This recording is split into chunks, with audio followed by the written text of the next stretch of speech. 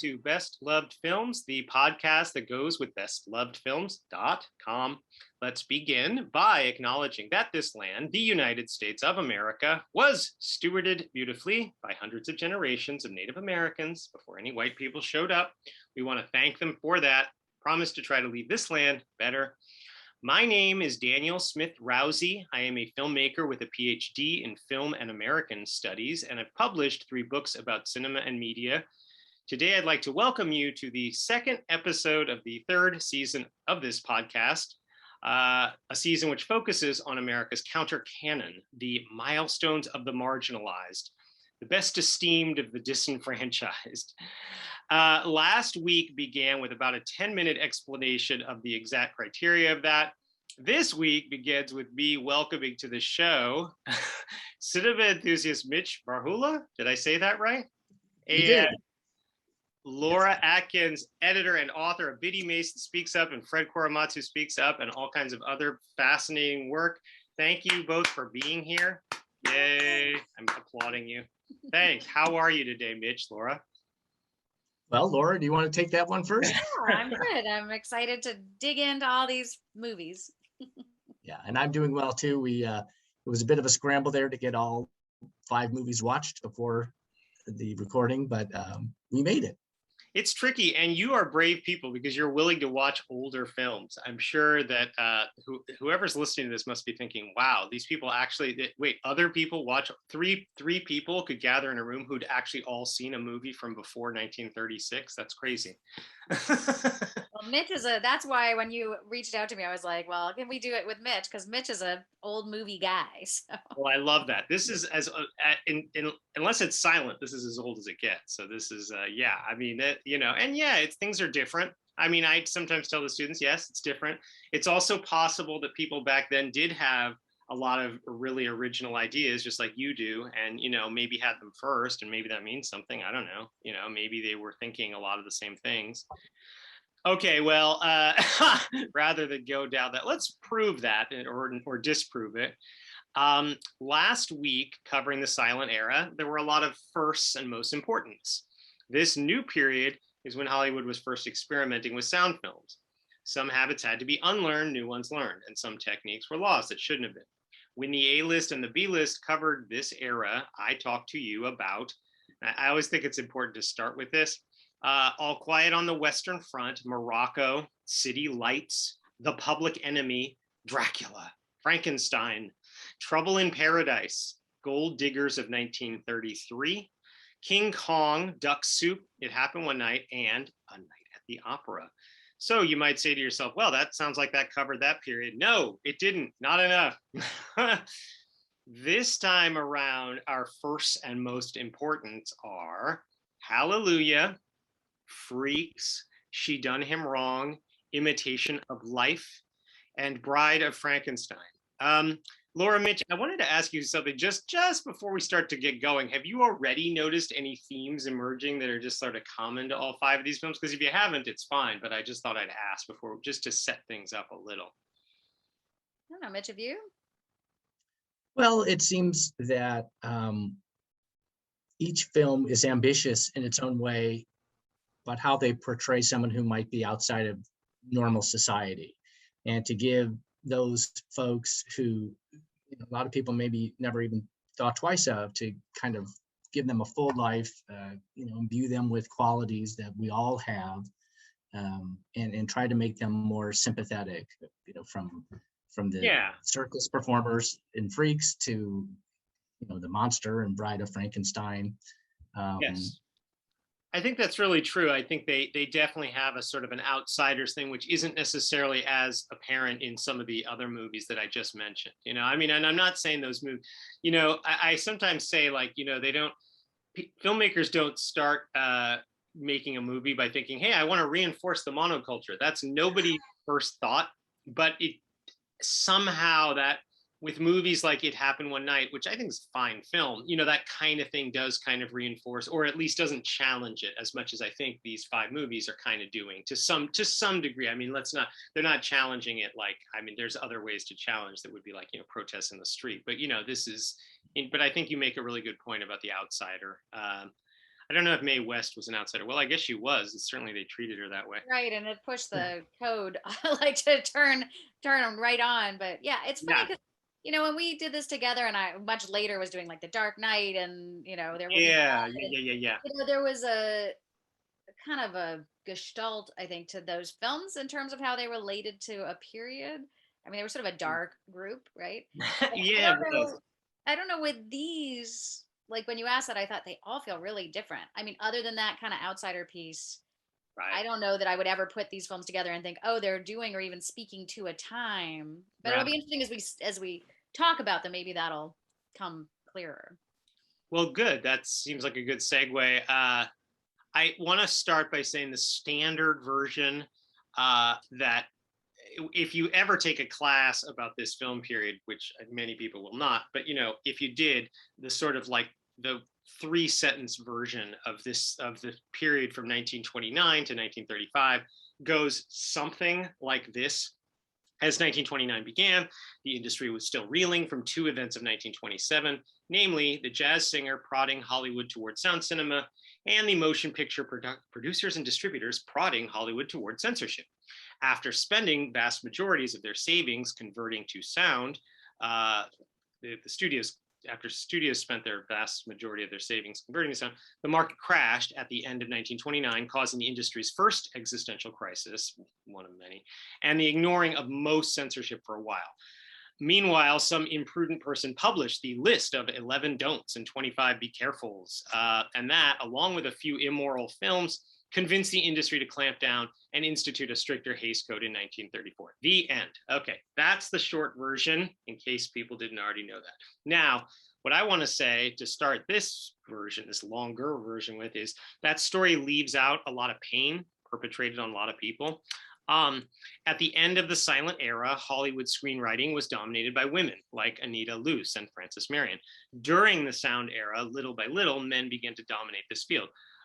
So we're seeing that in these films, but we're not really seeing it because, or we are or we aren't. The change can't really be attributed to any one particular thing, although I think one important factor was fear. After 1929, when the American movie industry got into that first existential crisis, the moguls, these are men, Louis B. Mayer, Adolf Zucker, William Fox, Jack Warner, Carl Laemmle, Harry Cohn, they hired people who resembled them, and they hadn't done that as much when they were coming up, when they were a little less powerful. Also, the sound era required Broadway-bred talent. That's important. And by the 1920s, Broadway was already something of a sort of an old boys club, and most of the ones who could or would make the trip westward were men. It's not that they never offered jobs to women working on Broadway. It's just, you're a woman, it's sometimes harder to leave your kid. I'm not saying men should be leaving their kids. That's not the interpretation. That's just what happened, right? And not only that, there's more than one reason why Broadway was already known then as the Great White Way.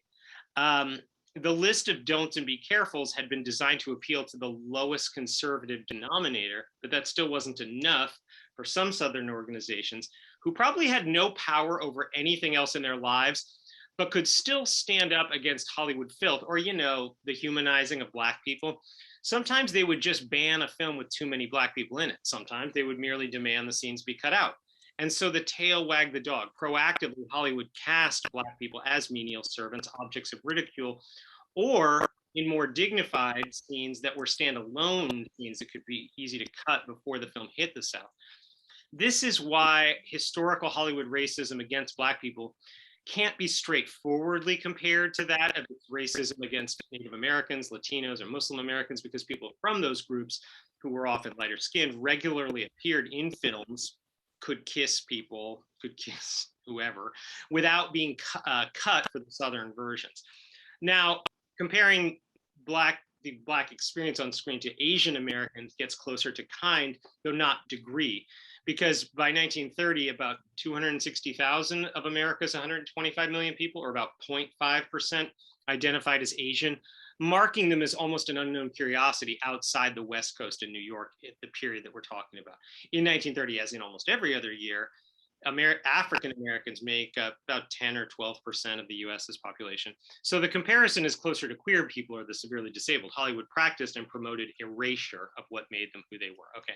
I just feel, I mean, maybe that was like obvious, but I feel like that's a part of the story that I didn't normally get in film class. So sorry if I'm just here. Can I add that also yeah, with the population statistics around Asian Americans, Go ahead. the Chinese Exclusion Act actually made it impossible for people to come from China to the United States, so that is going to have an impact on yes, that's absolutely right. And there hadn't been an act like that against another population, so it's an act that was the first targeted against ethnicity. So no, that was totally wrong. And yeah, good point. I was actually going to add that representation of Asian Americans by Hollywood in this period was mostly via stories about Charlie Chan and Fu Manchu on the radio and on screen, who were never even played by Asian Americans. Anna May Wong wouldn't become a star until years later. On paper, Latinos found a lot more work than in the silent era, as several studios filmed Spanish language versions of films, repurposing that day's exact same sets and costumes and setups for use by the night technicians and actors speaking Spanish. Not everybody knows that. Universal's Spanish version of Dracula was filmed at night by what we might call a vampire crew. However, many of the biggest Latino stars had strong accents, difficulty making the transition from silent films to sound, and they suddenly got sloughed off to supporting roles. If you're not seeing much Latino, Asian, or Native American representation in today's podcast, that's because from 1929 to 1935, there wasn't a lot of positive leading role, well-known representation to show. There wasn't, that's part of the problem. So we acknowledge that missingness here right now, and it also brings me to another bit of missingness, another structural absence. The biggest non-white star of today's podcast period, whose name is Lincoln Perry, better known as Stepin Fetchit, the world's first person of color. I'm going to say this one more time. The world's first person of color to become a millionaire through being paid for acting. That is absolutely true.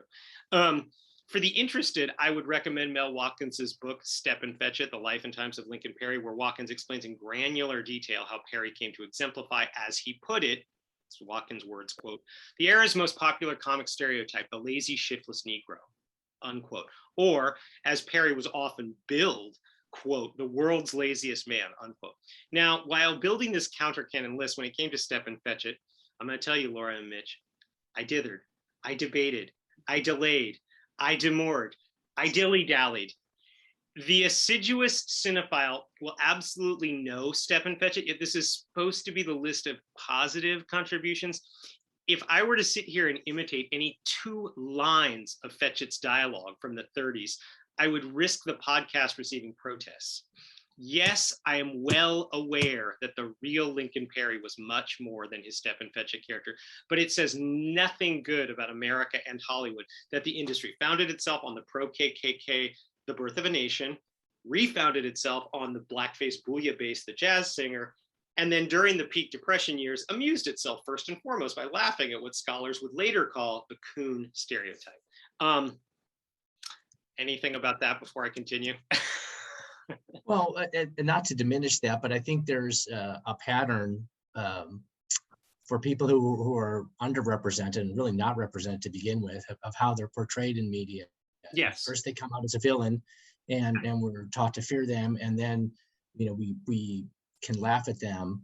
Yeah. And then at a certain point, lo and behold, they actually are human and they have feelings like the rest of the viewing public. Yeah. So I think you see this with a lot of groups, and even recently. I mean, with the gay and lesbian community, I mean, I'm old enough to remember as a kid, a lot of the psychopaths in movies, were driven right because they were gay, and now it's okay to have a much more sympathetic gay character. In fact, it's expected, and it's not even so much of a showcase anymore. If a character is gay, it's almost it can be just part of a character description, but it's not what drives necessarily a character. Thank God that's become more normalized, but yeah, sure. I was just going to add that ironically, Stephen Fetchit's rise to stardom was abetted by what we might now term white allies. In 1927, Universal Pictures might have followed industry practice and cast whites in blackface for the black roles of an updated Uncle Tom's Cabin, but instead cast genuine black talent like Madame Sultiwan, Louise Beavers, and Eugene Jackson, and in a small role, Stephen Fetchit. That same year, MGM might have followed industry practice and cast whites in blackface for the black roles of Enid, Kentucky, but John M. Stahl cast many talented African Americans like Stephen Fetchit, whose performance as High Pockets led Fox to make Fetchit one of the first African American actors to sign a 5-year studio contract. Two of that contract's first films were the first cinematic adaptation of the 1927 Broadway hit Showboat, in which Fetchit's performance of Old Man River was overdubbed, and Hearts in Dixie, starring new star, now Fetchit, and starting his stratospheric rise. Donald Bogle's excellent history of Black Hollywood, Bright Boulevards, Bold Dreams, considers Hearts in Dixie and Hallelujah in tandem, and I recommend you too, and all the listeners and viewers do the same. With the coming of sound, two different studios each decided to make Hollywood's first big budget all black film, a musical that would take advantage of 1920s radio audiences' obvious love for African American music. Of course, both MGM and Fox couldn't both make the first such film, but seeing the competition only reinforced their separate convictions to make the best one. The well-versed cinephile will know both Hearts in Dixie and Hallelujah, but because this list is an introduction, not a catalog, I couldn't justify both here. Ultimately, because Hearts in Dixie contains less of a unified story, and more of a series of unconnected scenes, I lean toward Hallelujah. This is just so people are getting, the barest bones. They should obviously, dig further into the era. By the standards of the 1920s, King Vidor was another ally who also happened to be one of the most powerful and successful directors of the 20s. Vidor said, quote, "For several years, I had nurtured a secret hope. I wanted to make a film about Negroes, using only Negroes in the cast. The sincerity and fervor of their religious expression intrigued me, as did the honest simplicity of their sexual drives." Unquote. Whoa. I'm not even going to ask you to comment on that yet. Despite Vidor's tremendous track record, MGM resisted until Vidor promised to invest his own salary dollar for dollar with that of the studio, whose then head of production, Nicholas Schenck, reportedly told Vidor, quote, "If that's the way you feel about it, I'll let you make a picture about whores," unquote. I read that in Bogle's book.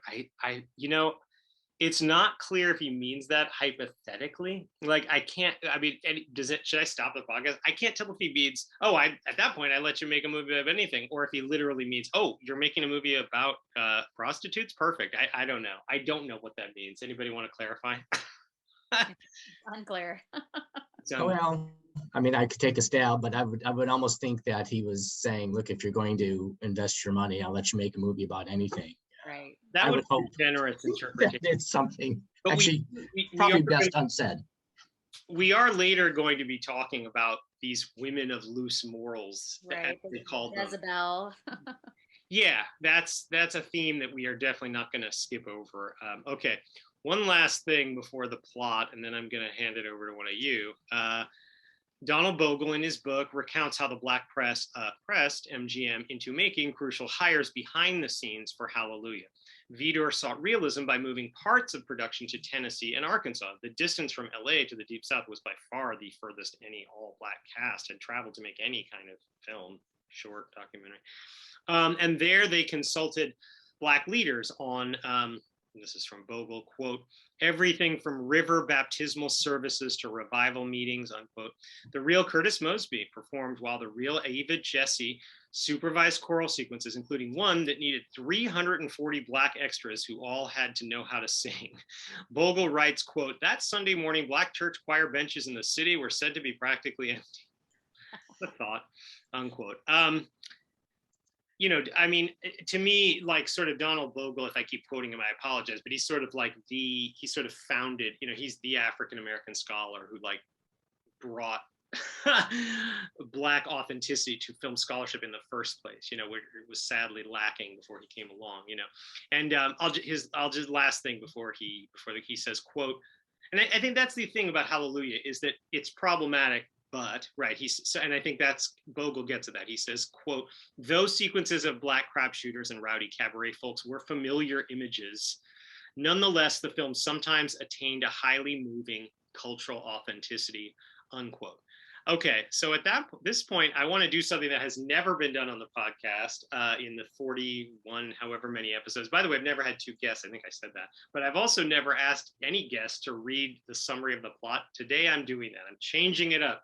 Who would like to read the summary of the plot and watch me watch you as I chill, sip my water?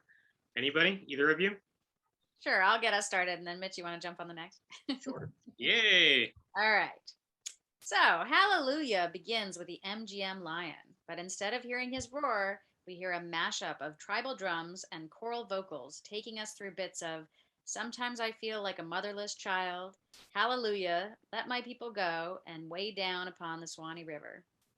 In a cotton field, we meet Zeke, happily teasing kids, and a woman he calls Mammy as they finish for the day, and haul in the cotton, singing Cotton, Cotton. After the sharecroppers finish their picnic table dinner that evening, Zeke's brother Spunk plays banjo while some of the boys tap dance.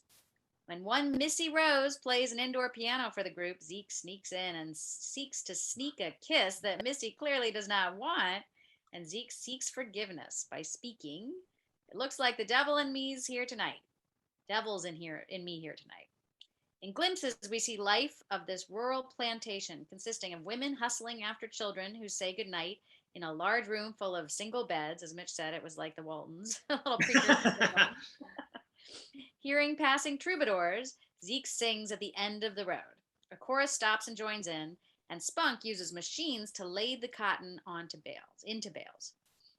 We hear another song about what we're watching, cotton bales getting rolled into a paddle steamer riverboat as we wander to the pavement office.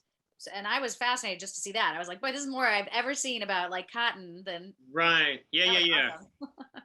Awesome. So we wander to the payment office where Zeke collects his plantation's full cash payment. A nearby woman, Chick, dances high-step jigs in the middle of an appreciative crowd that comes to include Zeke, who tries to pull Chick aside, hears her throw shade that he's poor, and flashes his money wad, a whole $100. In a surprisingly legit juke joint dance hall, Chick performs a spunky spirited Swanee shuffle, then settles into a slow dance with Zeke, who hears Chick tell of how lucky her last beau got with a sucker named Hotshot, whom she just happens to spy. After Hotshot insults Zeke as a $1.50 cotton picker, Chick successfully persuades Zeke to shoot dice with Hotshot and lose all $100 of the cash he was holding, which was going to go back to his family, basically with 6 months worth of work. When Zeke demands to see Hotshot's dice, Hotshot insults him. Zeke pulls a knife, Hotshot pulls a gun, Zeke fights him for the gun, and Hotshot just happens to shoot Spunk, who just happens to walk in the door. As Zeke holds his dying brother in his arms, we see Hotshot and Chick hiding in a nearby room, arguing over percentages of the take. When Zeke brings home Spunk's corpse, he prompts all the plantation people to chant, cantillate, cry, and croon until Zeke's pappy, quotes, staggers outside, points out the parting of clouds, and inspires Zeke to sing with open, outstretched arms of the coming of the Lord. The rest of the plantation joins Pappy on his knees as Zeke gestures heavenward, hails hallelujah, and segues into a reverent swing low, sweet chariot. The title card says, and Ezekiel became a preacher. And a berobed, redubbed Ezekiel rides a donkey in an elaborate town parade attended by a poshly dressed Chick and Hotshot, who push through the parade goers to heckle Ezekiel until Mammy, riding along near Ezekiel, says, "Ah, shut up, you yellow hussy. All you want is to get after my boy." Ezekiel stops his donkey, wags his finger at Hotshot, claims to be an instrument of the Lord, assaults Hotshot and Chick, and gets back on his donkey. At an outdoor revival meeting on a raised wooden stage, Ezekiel offers some of that old-time religion, calling the people friendly and kind on their way to the next station of faith, where they'll surely avoid the devil, as he does this very cool dance making railroad noises. Yeah. I was like, I know. Crowd to fire off libels and taunts, but most of the crowd ignores her in their elation at the sermon. And by the time Ezekiel revives the song, "At the End of the Road," Chick is crying to be saved as well. At least 200 believers gather for a river baptism where their splendid singing is swamped by wailing from Chick, Sorry. who gets baptized in the water, falls into Zeke's arm, cries that she's sanctified, and tempts Zeke into carrying her into a tent before Zeke rebukes himself better. Back at home with Pappy and Mammy, Zeke asks Miss Rosie to help him drive out the devil by marrying him, to which she accepts through tears of ambivalence. I don't know. I thought she seemed pretty. I didn't think she was into it, or I think she. Well, okay. I was Okay, we'll get to that. consistency there, but go ahead. Elsewhere, Chick sings Hallelujah to a cracked mirror until Hot Shot turns up, guffaws at her falling for that fake preacher, sees she means it, and grabs her, prompting her to beat him with a poker. And so there's a great line there, something like, "Nothing's gonna get between me and salvation," or something. Yeah, right. Chick sees a second sermon where Ezekiel sanctifies, purifies, and saves the sinners with word and song, but Missy Rose and Mammy aren't happy to see him mesmerized by Chick, to the point of following her outside as though ensorcelled. That's a good word. Missy runs into the woods for him, fails to find him, and returns to the enraptured and supportive congregation. Months later, we get another cue card, right? Zeke works at a log mill, walks home, and notices a buggy outside his new shack. As we cut inside the shack to see Chick hold a kiss on Hotshot, hear Zeke approach and hustle Hotshot out the back door. When Zeke enters with accusations, Chick takes him outside to show him no buggy, then inside to speak tenderly to him, sit in his lap at the kitchen table, caress him, and assuage his doubts until she's sure he's asleep. Chick tiptoes into the bedroom, packs a suitcase, and sneaks out the window. But the suspicious Zeke lifts his head and dashes into the bedroom to see her gone, whereupon he seizes a rifle, jumps out the window, sees her jumping into the buggy with Hotshot, and fires upon them. Hotshot and Chick seem to escape, but their speeding buggy hits a rough patch of mud in a very rainy season and loses a wheel, and Chick, who Zeke catches up with in a mud puddle, begging for forgiveness and salvation before she dies. Without a rifle, Zeke chases Hotshot through a tree-lined swamp, finally catches him and maybe kills him. Oh, maybe. We next see Zeke breaking rocks on a chain gang until the title card, Probation, leading to Zeke strumming a guitar, singing Coming Home on a cotton bale on the river and on top of a train. Zeke hides behind a tree and surprises his family, who welcome him back with open arms and Missy Rose's kisses and promises of chitlins and an invitation to help with the picking. Sharecroppers lug bales of cotton to the plantation over music as the film ends. Okay, wow. That was for the first ever, guest reading. I'm very impressed. I mean, especially the you could throw in your own, twist on things, which was great. I'm not going to say the parts that were good were Laura's. The parts that didn't make sense were mine. I'll just tell the listeners that. Yeah, but okay. Also, no, but I mean that was good, and plus the enunciation. I mean, heck, I need you. I'm going to have to hire you for real. But anyway, my next question, as you may have noticed if you read further, what did you think of this film? Anybody? Mitch, why don't you start? I just did that whole reading. Well, I had a hard time getting through it. Okay. And I appreciate it. I think watching a film of this age and with really the vision that King Vidor had, you have to suspend your disbelief, as you always do with the movie. Sure. And I think you have to try to get back into the time. Yeah. And look at it from what the director's vision was, what the circumstances were in the country. And really, I mean, in that sense, it's quite admirable that he was able to put together this cast, that he was able to get the film made. And yet at the same time, I had to fight, my impressions today and not put my value system on a movie that's, well, already 100 years old. And a lot has changed in this country in terms of attitudes, towards Black people, and then and still, we have a way to go. But to be able to take it in and say, okay, well, this was a start at the time, and try to be a little bit more forgiving. I did appreciate just really some of the chances that I'm just not going to say Vidor, but that everybody took in making this film. And yet how a lot of times just some things would happen and it would just get cringy. I mean, some of the dancing in the plantation fields, like so happy to be doing this. And then some of the storytelling seemed a little choppy as well. We did a little research on this, and I think one of the fun things about watching this was with Laura is we would watch 10 minutes and then put it on pause and hash it all out. But it seemed like that this film was started as a silent movie. And so you can see some of the stylization visually that was more, I guess, germane to the silent movie era. But at some point, they just sort of threw in sound scenes. So I thought that first scene when Chick starts dancing around the other, well, would they be the other people who were when they were selling cotton? That almost seems like it was made at a different time and inserted because it didn't have the same stylization. Interesting. Whereas some of the other and then scenes throughout the film, really we were waiting for those cue cards to come in, or what do we call them, the placards in between scenes. It almost looked like they were exaggerating their facial expressions as they're speaking, much like you would in a silent film. And I started to think, wow, there must have been a lot of challenges because, like you had said earlier, moving to sound, there wasn't really the template for how to make a sound movie. And it seems like a lot of the industry looked to Broadway, looked to stage.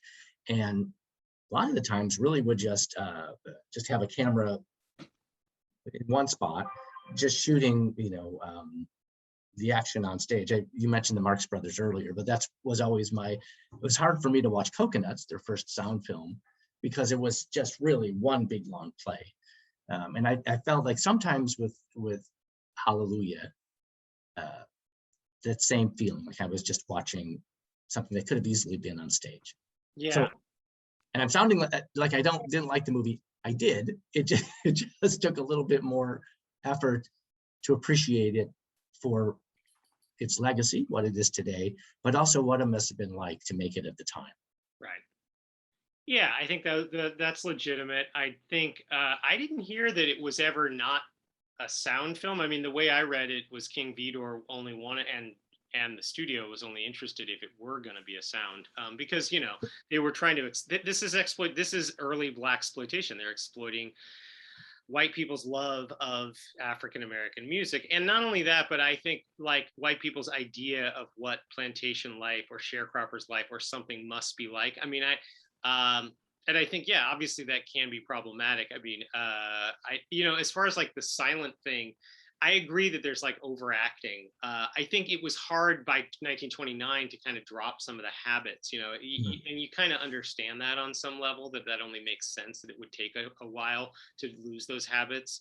But yeah, that's interesting. Oh, go ahead. Yeah. No, I think I may be confusing. It might have also been She Done Him Wrong that began as a silent movie. Maybe it was, I thought it was Hallelujah, but I might have been. Somewhere, but then when we looked at it, it felt like it was the first musical with an all-black cast. She Done Him Wrong was a play, but right. Yeah, maybe they were going to do it as well. Yeah, it was a play during the silent era, but that's not. I'll have to track down my source material. Yes, all right, yeah, that's not Wikipedia. No, and I think for my so I watched it without Mitch and then rewatched some of it with him.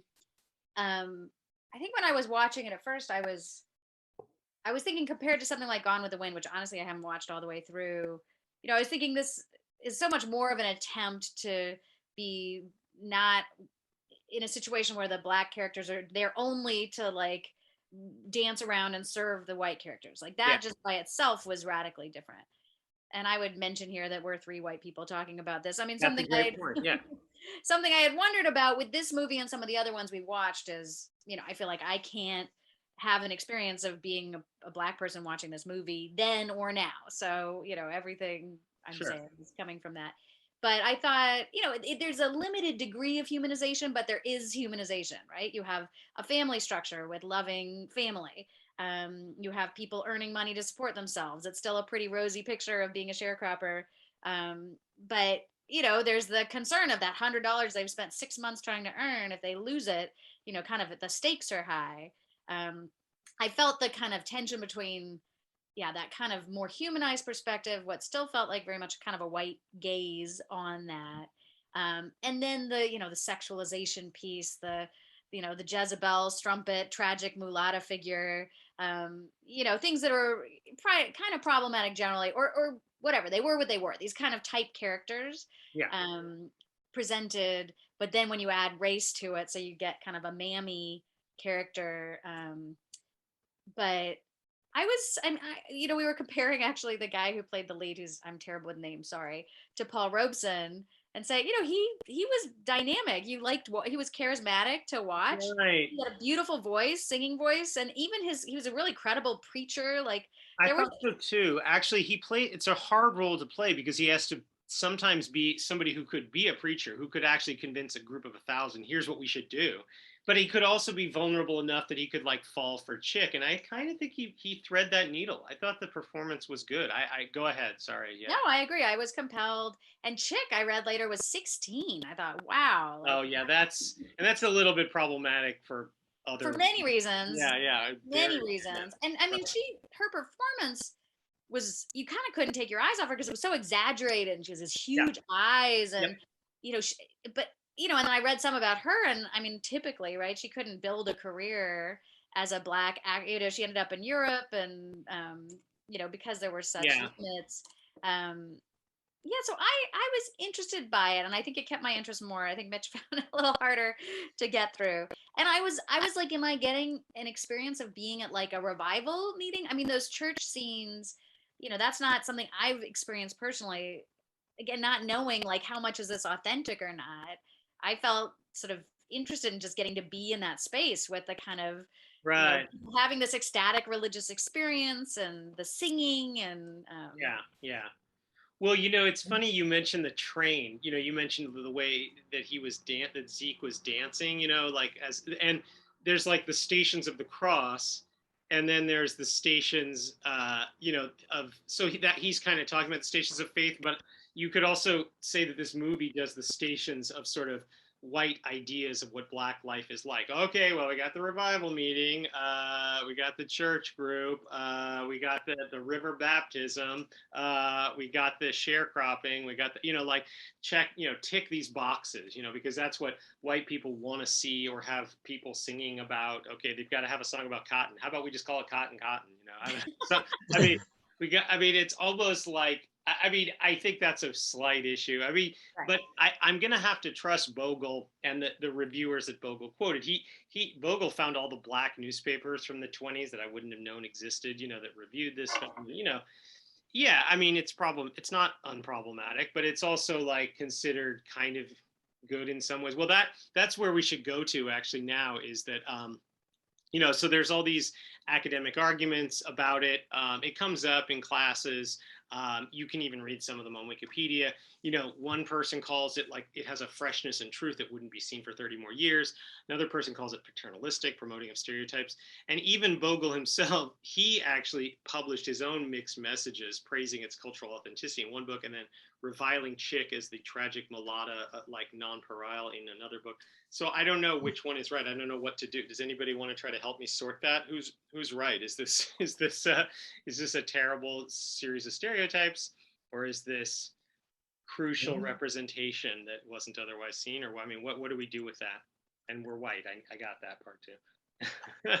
I would just offer that part of the frustration, maybe we'll never really have an answer to that question, is because that type of production was stopped for 30 years. Mm-hmm. So hopefully what it could have done was really, been the first production, warts and all. Now let's move upon that. And I think it was Daniel Haynes who plays. Yes, that sounds like the name of the actor, right? Yeah. And so we had just seen Paul Robeson, and no disrespect to him or anything, a couple of weeks before.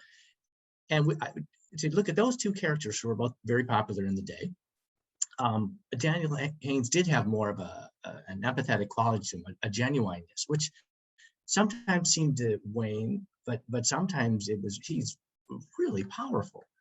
And so watching this and watching Chick, who's really got quite a spirit to her, you just think if the self-censorship hadn't entered when it did, what could the development have been? Could there have been more of a trajectory, something a little smoother? So we could look back at this movie and say, well, yes, for this year, it was a little trouble, but a few years later, there's a movie that came out which would have been able to build upon that. Of course, it didn't work out that way, right? And so I think that's one of the issues that I still have with it too. Is how do you? I mean, how do we label this? Is it a beautiful work? Was it important, or was it a lot of kind of white gazing, and as Laura said, and yeah, directors and producers making something that they think was right, that accurately portrays a society. And I think it's both and, right? I mean, you can hold both. Like it's important historically. There's parts to it. I mean, to the extent that I know, right, that feel beautiful, interesting, engaging, historically important, and it can't get out of its context. Right. Well, right. I mean, actually, yes. I'm glad you guys both mentioned Robeson. I mean, I think that I almost wonder if this was written for Robeson by people who'd seen him in Body and Soul, and when they couldn't get him, well, they did great who they got. But I'm saying, like, I think I read that somewhere, and that Robeson commented on it. And he said he didn't like it as a film, but I know he had ambivalence. The movie we watched was The Emperor Jones, and then his impressions of that over time changing too, right? When you're in a situation where you are kind of forced into these roles that are so limited, right? God, it's just Robeson's fascinating because his father had been a preacher like that, and so you might think, and well, he wouldn't want to like portray this kind of maybe figure that is sort of blasphemous or whatever. But Robeson didn't mind doing that, despite his dad. But anyway, okay, I feel like now I'm on a tangent. What Mitch said about how do we label it? I mean, I did write here on the thing that Warner Brothers has that label on it, which says, quote, "It may reflect some of the prejudices that were common in American society, especially when it came to the treatment of racial and ethnic minorities." By the way, does this feel like boilerplate that they just put on everything that came out before 1990? Quote, "These depictions were wrong then and they are wrong today. These films are being presented as they were originally created because to do otherwise would be the same as claiming these prejudices never existed. While the following certainly does not represent Warner Brothers' opinion in today's society," whatever that is, "these images certainly do accurately reflect a part of our history that cannot and should not be ignored," unquote. It's funny, like we know what Warner Brothers' opinion in today's society is. But so to me, Kristen Thompson, she's a big deal in film studies. Like her and her husband David Bordwell, their film history textbook and their film art textbook, these are standard texts basically given to like thousands of film studying students regularly. But Kristen Thompson was and now, yeah, she is white. She said, "I don't like that label from Warner Brothers because," she says, it demeans the work of the filmmakers, including the African-American ones. Thompson says, "The actors seem to have been proud of their accomplishment, as well they should be," unquote.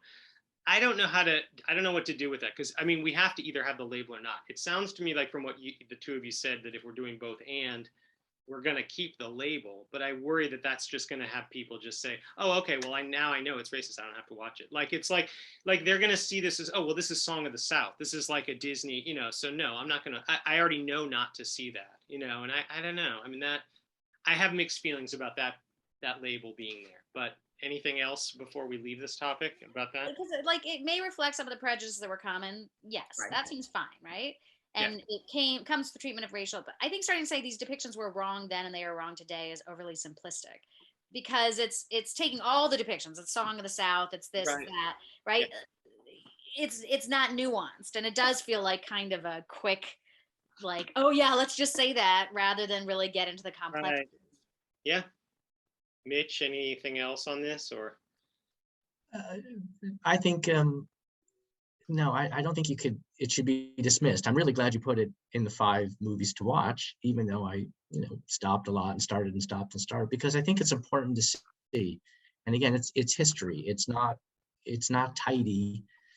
There was a lot of flaws with it, but there were also a lot of positives about it. And I would hate for the movie to be labeled as racist and therefore just dismissed outright. Because I think there was a lot of value, and not even just around the racial issues, just a lot of the production values and some of the acting. Watching the swamp scene at the end, who was it, Mitch, who I said was supposedly influenced by that? It wasn't Kurosawa. I think you did say it was Kurosawa, and right, and we stopped to talk about that one too, because could you imagine? I mean, I assume the camera was on a dolly, and it has this big electrical cord. Right. 1920s, you have to have one person standing knee deep in water, holding the cord out of the water, so everybody doesn't get electrocuted. And it's a beautiful scene. Yeah, technically, with their kind of limitations they had, just watching that, thinking, wow, and shot at night. I think a lot of that, right? Yeah. It's a good thing it wasn't King Vidor's first film. I mean, by then he'd already proven his chops in all kinds of ways, So that, yeah, and it does. I think that's another thing that separates it a little bit from Hearts in Dixie is that I don't know if you watch that. It's a little less. Hearts in Dixie is a little less polished, if you will, and it just feels a little bit more. It's just kind of one thing happens and another thing happens because it's not really a full story. Not. So yeah, okay. I feel now that I want to be aware of the time, so I want to sort of get to my next point, which is that as it turned out, Hearts in Dixie and Hallelujah both did reasonable, but not boffo business. Their northern receipts not quite making up for the absence of southern ones. Remember, the South wouldn't play movies like this. Hollywood would not attempt another all-black film for, wait for it, black people did, wait for it, 7 years. Of course, black people were in films, from Stepin Fetchit vehicles to Imitation of Life, which we'll discuss in a few minutes. But Hearts in Dixie and Hallelujah established a very crucial pattern that I don't feel enough white people know about. A white producer feels strongly about the relative novelty of exploiting black music as part of an all-black cast. So a studio agrees and says, okay, that sounds great. But then that studio cuts corners somewhere along the way. So, whatever. We don't have to pay them what they're worth. Okay, so then the resulting film doesn't smash box office records. And then white Hollywood, having just cut those corners, shakes its head and uses that film as a sort of a cautionary tale for any future all-black cast projects. After 1929, same thing would happen in 1943 with two films that one of them's coming up on the podcast, Cabin in the Sky and Stormy Weather. And then again in the 1950s with Carmen Jones and Porgy and Bess. And then in the 70s with The Wiz. And yes, in 2006 with Dreamgirls. In the 15 years since, I mean, maybe I'll throw in The Princess and the Frog by Disney just to be nice. Okay, fine. So if we're counting cartoons, 2009, in the 12 years since 2009, have there been any all-black films with a budget over the 80 million they spent on Dreamgirls? Because I don't want anybody listening to this podcast to be like humoring themselves. Well, we're much more enlightened today. Oh, are we? Okay, then tell me that, because please, Laura, Mitch, I mean, I'm not counting the Fast and Furious does not count as an all-black film. What about Black Panther? Yeah, that's right. I'm sorry. That is the one. I'm sorry. No, that's a really good point. Sorry. Thank you. You know what? I needed that. Yes, that is the one. Black Panther. Yes. That feels like a game changer because it feels like not only is it like, let's see if this works, but it's actually when it became a box office hit internationally, right? No, you're right. You know what? I'm really glad you pointed that out. That is true. Now, how about more? I mean, I guess I'm just. No. That doesn't mean it's fine. And we have the same thing in the children's book industry. Like it's the publishing industry has not historically put the same kind of effort and money into and marketing into books that were by Black people or people of color, and then they don't sell as well, and it becomes a self-perpetuating, Exactly, right. So it's important now that we're here in 1929. We're here in 1929. I mean, how did we get here? That we recognize that this began a pattern, a crucial pattern, not a good pattern, but a pattern that matters. Okay, I want to move on. Well, and now while we're talking about that kind of thing, if anyone even proposed an all Latino or all Asian American film in the early sound era, we have no record of that. However, following the success of the documentary Nanook of the North, a group of filmmakers did make an all-indigenous fiction film called The Silent Enemy, which I recommend. The title signifying hunger and possibly a cheeky reference to the fact that the filmmakers couldn't afford sound equipment and would release it as a mostly silent film, except for Chief Yellow Robe's opening speech. 1930, however, was late for a silent film. And as a title, The Silent Enemy might now be seen as a bitter irony about its tepid box office compared to, I don't know, The Public Enemy, which I already covered on the B list. I want to say The Silent Enemy is an excellent film with an attitude that actually exemplified Hollywood's pro-Indigenous attitudes before the 40s. In general, Hollywood liked Native Americans usually and portrayed them empathetically then.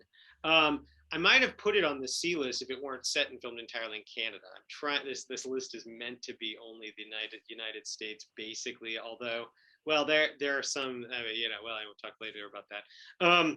Hollywood's first all-female film would wait until 1939, and my look at it will wait till next podcast. But in the meantime, here at number C7 stands the most unmatchable masterpiece that mostly stars the marginalized. As you might imagine, director Todd Browning was offered many projects in the wake of bringing Universal's Dracula to life.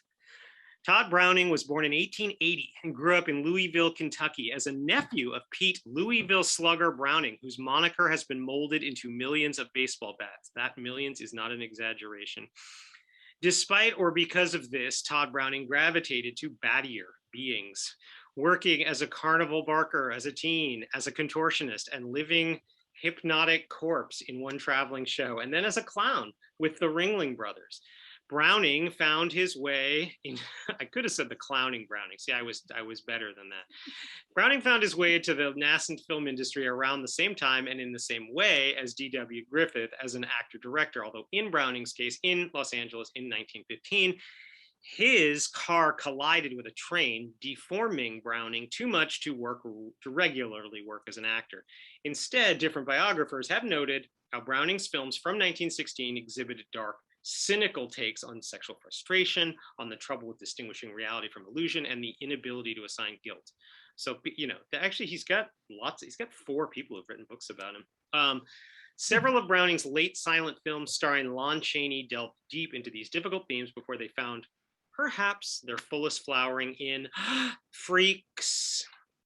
MGM bought the rights to Todd Robbins' story Spurs back in the silent era, but was spurred to make it by director Todd Browning after the success of Dracula, which spurred Universal to reorient toward the horror of characters like Frankenstein, the Invisible Man, the Mummy, and maybe a werewolf or a phantom or a hunchback or whatever Universal might have lying around the lot.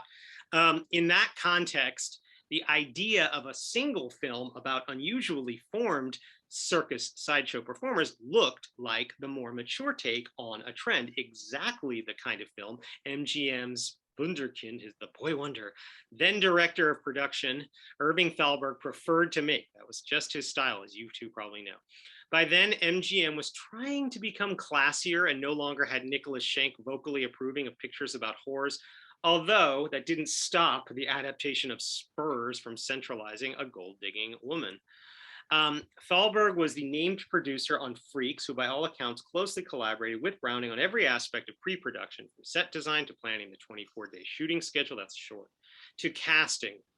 At first, Thalberg wanted to cast stars as the full-size humans, but Thalberg came to agree with Browning that stars would overshadow the film's real stars, who were the so-called freaks.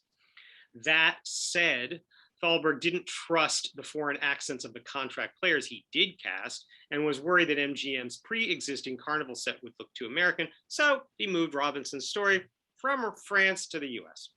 Thalberg also wound up moving some of the principal actors from the MGM commissary to a special tent for their meals because some MGM stars were disgusted by having to eat next to the sideshow attractions. That's fascinating to me. They had those stars, I'm not going to name, I could throw them under the bus right now, but it'd be nice.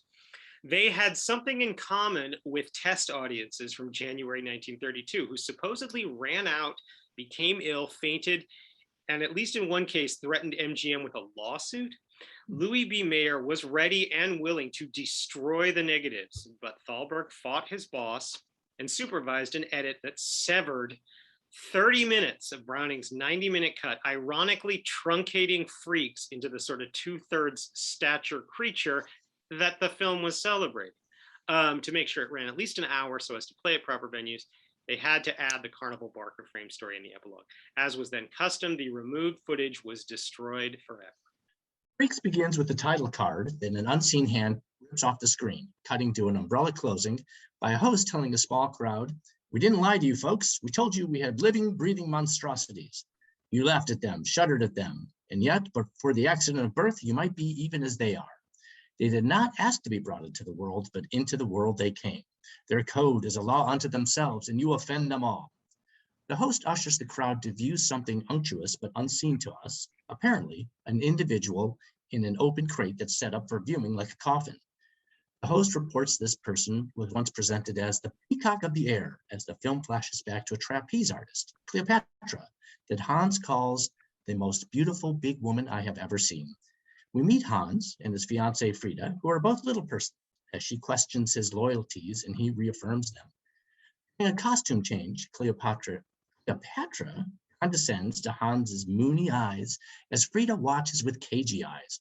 In a pastoral glade, one man complains to another that such people are supposed to be smothered at birth, and we meet them dancing in a ring, making clear their physical abnormalities, from microcephaly to missing legs. So when the angry man accuses them of trespassing, a full-bodied woman introduces herself as Madame Tetralini and her charges, whom she hugs as children, that God looks after. Back at the circus, two full-bodied male trapeze artists make fun of Josephine Joseph, half woman, half man, laughing, "Don't get her sore or he'll bust you in the nose." Cleopatra thanks Hans for the flowers and asks for another 1,000 francs, which he says he'll bring with pleasure to her wagon that night. Venus breaks up with Hercules, moves out on him, and rants at clown Froso, who pep talks her and cheerfully greets conjoined twins Daisy and Violet, one of whom is ready to marry stuttering comedian Roscoe, who acts as though he can be with one without the other. Hercules enters the wagon of Cleopatra, hits on her, kisses her, spies Josephine Joseph spying, and comes out and collars Josephine to Cleopatra's cackles. Frida warns Hans not to smoke so much, and a barely listening Hans says no woman tells him what not to do. Hercules and Cleopatra enjoy the fruits of Hans' fruit basket, but when Hans knocks on the wagon, she shushes the shady Hercules, lies to Hans that she's in the bath, gets him to agree to come back later, and in a hush, howls with Hercules at Hans's expense. Venus tells Frida she need not worry because Hans doesn't love Cleopatra, but Frida admits Cleopatra's persistent, over-flattering demands for gifts have her worried. In the big tent, when Hercules and the two male trapezers play cards and make jokes about midgets, Hans objects, and Cleopatra asks him for a back rub, which he delivers as she and the men share scornful, snobbish stares. Froso rehearses his missing head clown act with Venus while telling her about his dream of the two of them. But half boy and Cuckoo, the bird girl, interrupt because the bearded woman is giving birth. We don't see the baby, but Froso congratulates the mom on a girl who will have a beard while the baby's father, the human skeleton, passes out cigars to the sarcastic snobs at the big top. In two separate scenes, different women use feet as hands in a quotidian manner. Roscoe speaks with the human torso, a black man with no arms and no legs, as he uses his mouth to light himself a cigarette, a scene which I remember when I first saw this, probably 40 years ago. That's one that really stays with you. Venus looks on with admiration as Froso kindly compliments three women with microcephaly. A swarthy man, Mr. Rogers, hits on Violet and eventually kisses her, a sensation we see the conjoined Daisy feeling. Daisy introduces her fiancé, Roscoe, to Violet's fiancé, Mr. Rogers, as each man invites the other to come see them sometime. In an emotional private scene, Frida warns Hans he won't be happy with Cleopatra, but he assures her otherwise, even as he asks for and receives her forgiveness. While Hercules and Cleopatra are laughing at Hans, but not his latest bracelet, a knock prompts Hercules to hide as Frida enters, remonstrates Cleopatra, warns her not to marry Hans, but lets slip about Hans's inherited fortune. After she leaves, Cleopatra schemes with the chuckling Hercules. Yes, he would marry me. Midgets are not strong. He could get sick. It could be done. I know it. A little card says the wedding feast, cutting to a large table under the big top where one man swallows a sword, another fire. Cleopatra pushes a drink into Hans, laughs, calls herself lucky, calls Hans a little green-eyed monster, and kisses Hercules for way too long. Dwarf Angelino, standing on the table, suggests a loving cup as Josephina Joseph begins a rousing, thumping chant of, "We accept her, one of us. We accept her, one of us. Booba gobble." Angelino walks around the table with a bowl-sized goblet of festive drink that most of the guests are happy to swig from, but when he hands it to Cleopatra, she stands, stares at the chanting crowd, and shrieks at them. "Dirty, slimy freaks, freaks!" She splashes Angelino with the drink, orders them to get out of there, and says while watching them go, "Make me one of you, will you?" When Hans says he's ashamed of her, she calls him more baby than man, asks what kind of things they can possibly do together, and takes him on a horseback ride. Later that night, Hercules and Cleopatra apologize and pretend they were joking to Hans, who answers, "Yes, we'll laugh in divorce court at Hans the Fool," haha, and collapses. The so-called freaks watch from the wings as Cleopatra says, "I know what I'm doing," and takes him to a doctor who blames ptomaine poisoning and credits Cleopatra's mustard water for saving his life. When a less credulous Venus demands Hercules reveal the wine formula to the doctor, or she'll tell the coppers, Hercules accuses her of betraying her own people. And Venus answers, "My people are decent circus folk, not dirty rats. What would kill a freak to get his money?" After a week, a convalescent, reconciliatory Hans thanks Cleo, who carefully prepares his medicine, spoon feeds it to him, and steps out of the room, whereupon he spits it out. When he tells her, "I'll never forget what you were doing for me, Cleo," she replies, "But it is what I want to do, my darling," not realizing his subtext or that he knows hers. Cleo departs while noticing several of the so-called freaks spying on her, but not Angelino, who confirms with a broadly grinning Hans that tonight is the night. As rain thunders down, as horses bear the train of circus wagons, Cleo tells Hans' friends to leave their wagon, but they brandish weapons at her. Half-Boy points a gun, until she surrenders her little black bottle of poison to Hans.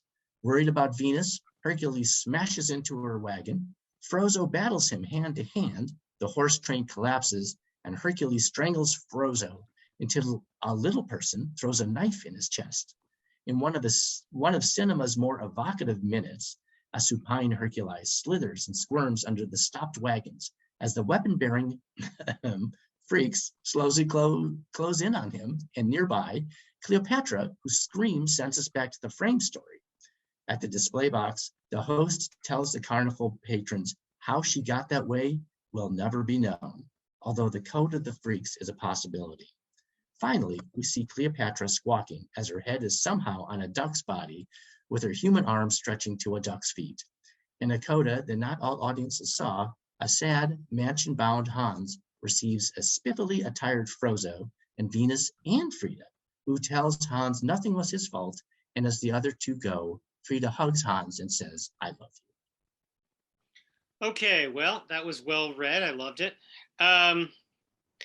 We might start with the ending because that kind of is a little controversial. Like, what does the ending mean? Now, granted, we know this movie was badly edited or something. It's not the movie that the director wanted. We know that.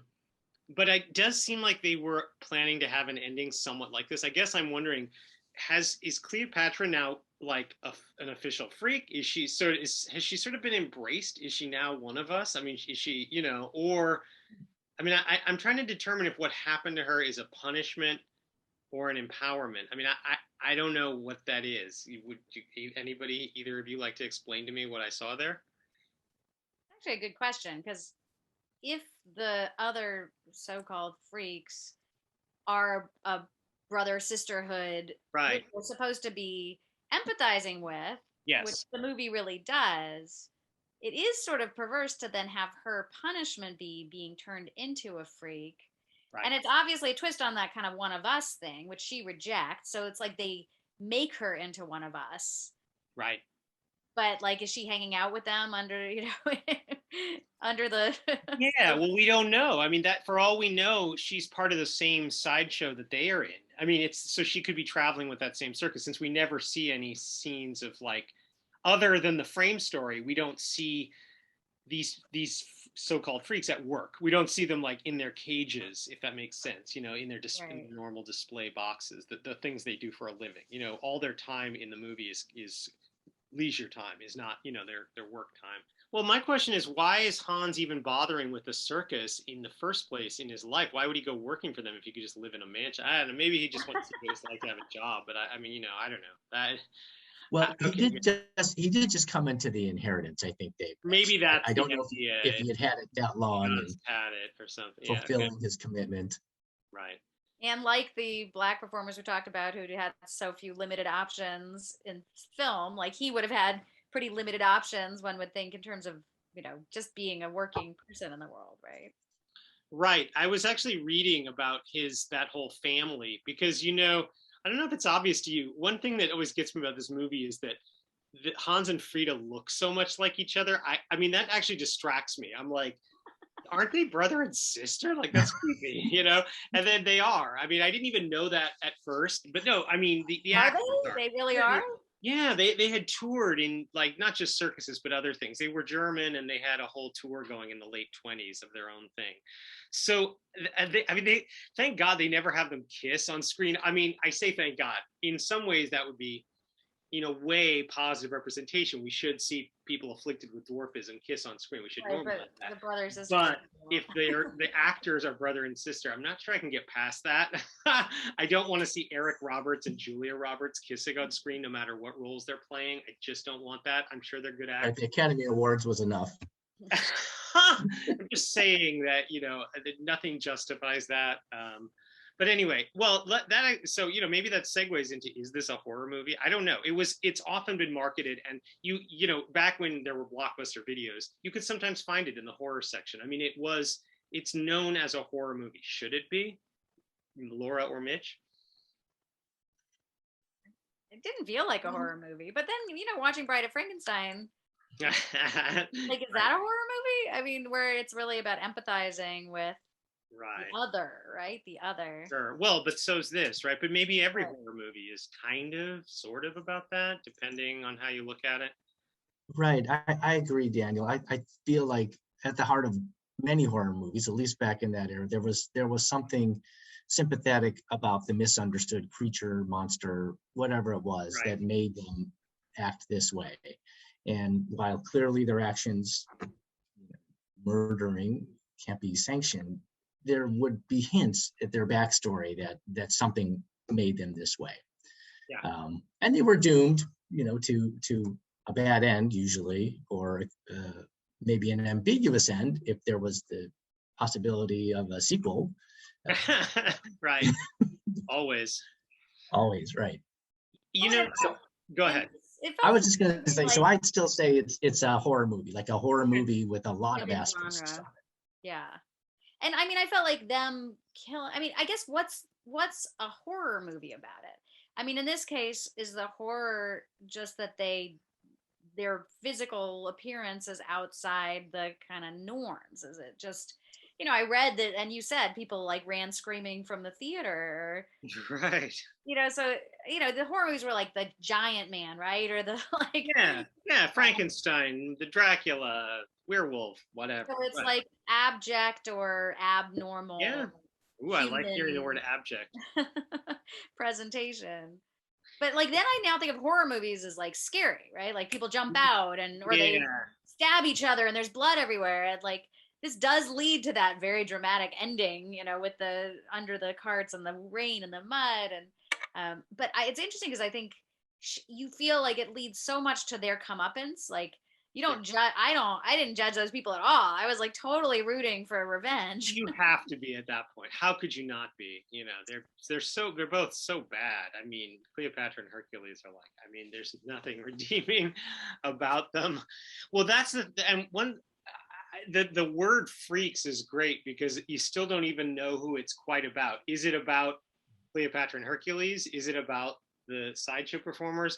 Or is it about us? I mean, that's one thing I love about this movie. It doesn't have to explain itself. It's like, because I think if it is a horror movie, it's because we're the freaks for not being able to handle a woman who uses her foot as a hand or whatever, or being disgusted by it, which apparently there are a bunch of reviews. They're there on Wikipedia for anybody who's doubting this, reviews from 1932, like, this is disgusting. It's, and they're not talking about the murder at the end. They're talking about seeing, differently abled people. I don't know. Yeah. I guess that my next question is this movie ableist in any way? I mean, I'd like to think it's not. I want to say this is like the great cry from the 30s of like, hey, let's embrace these people.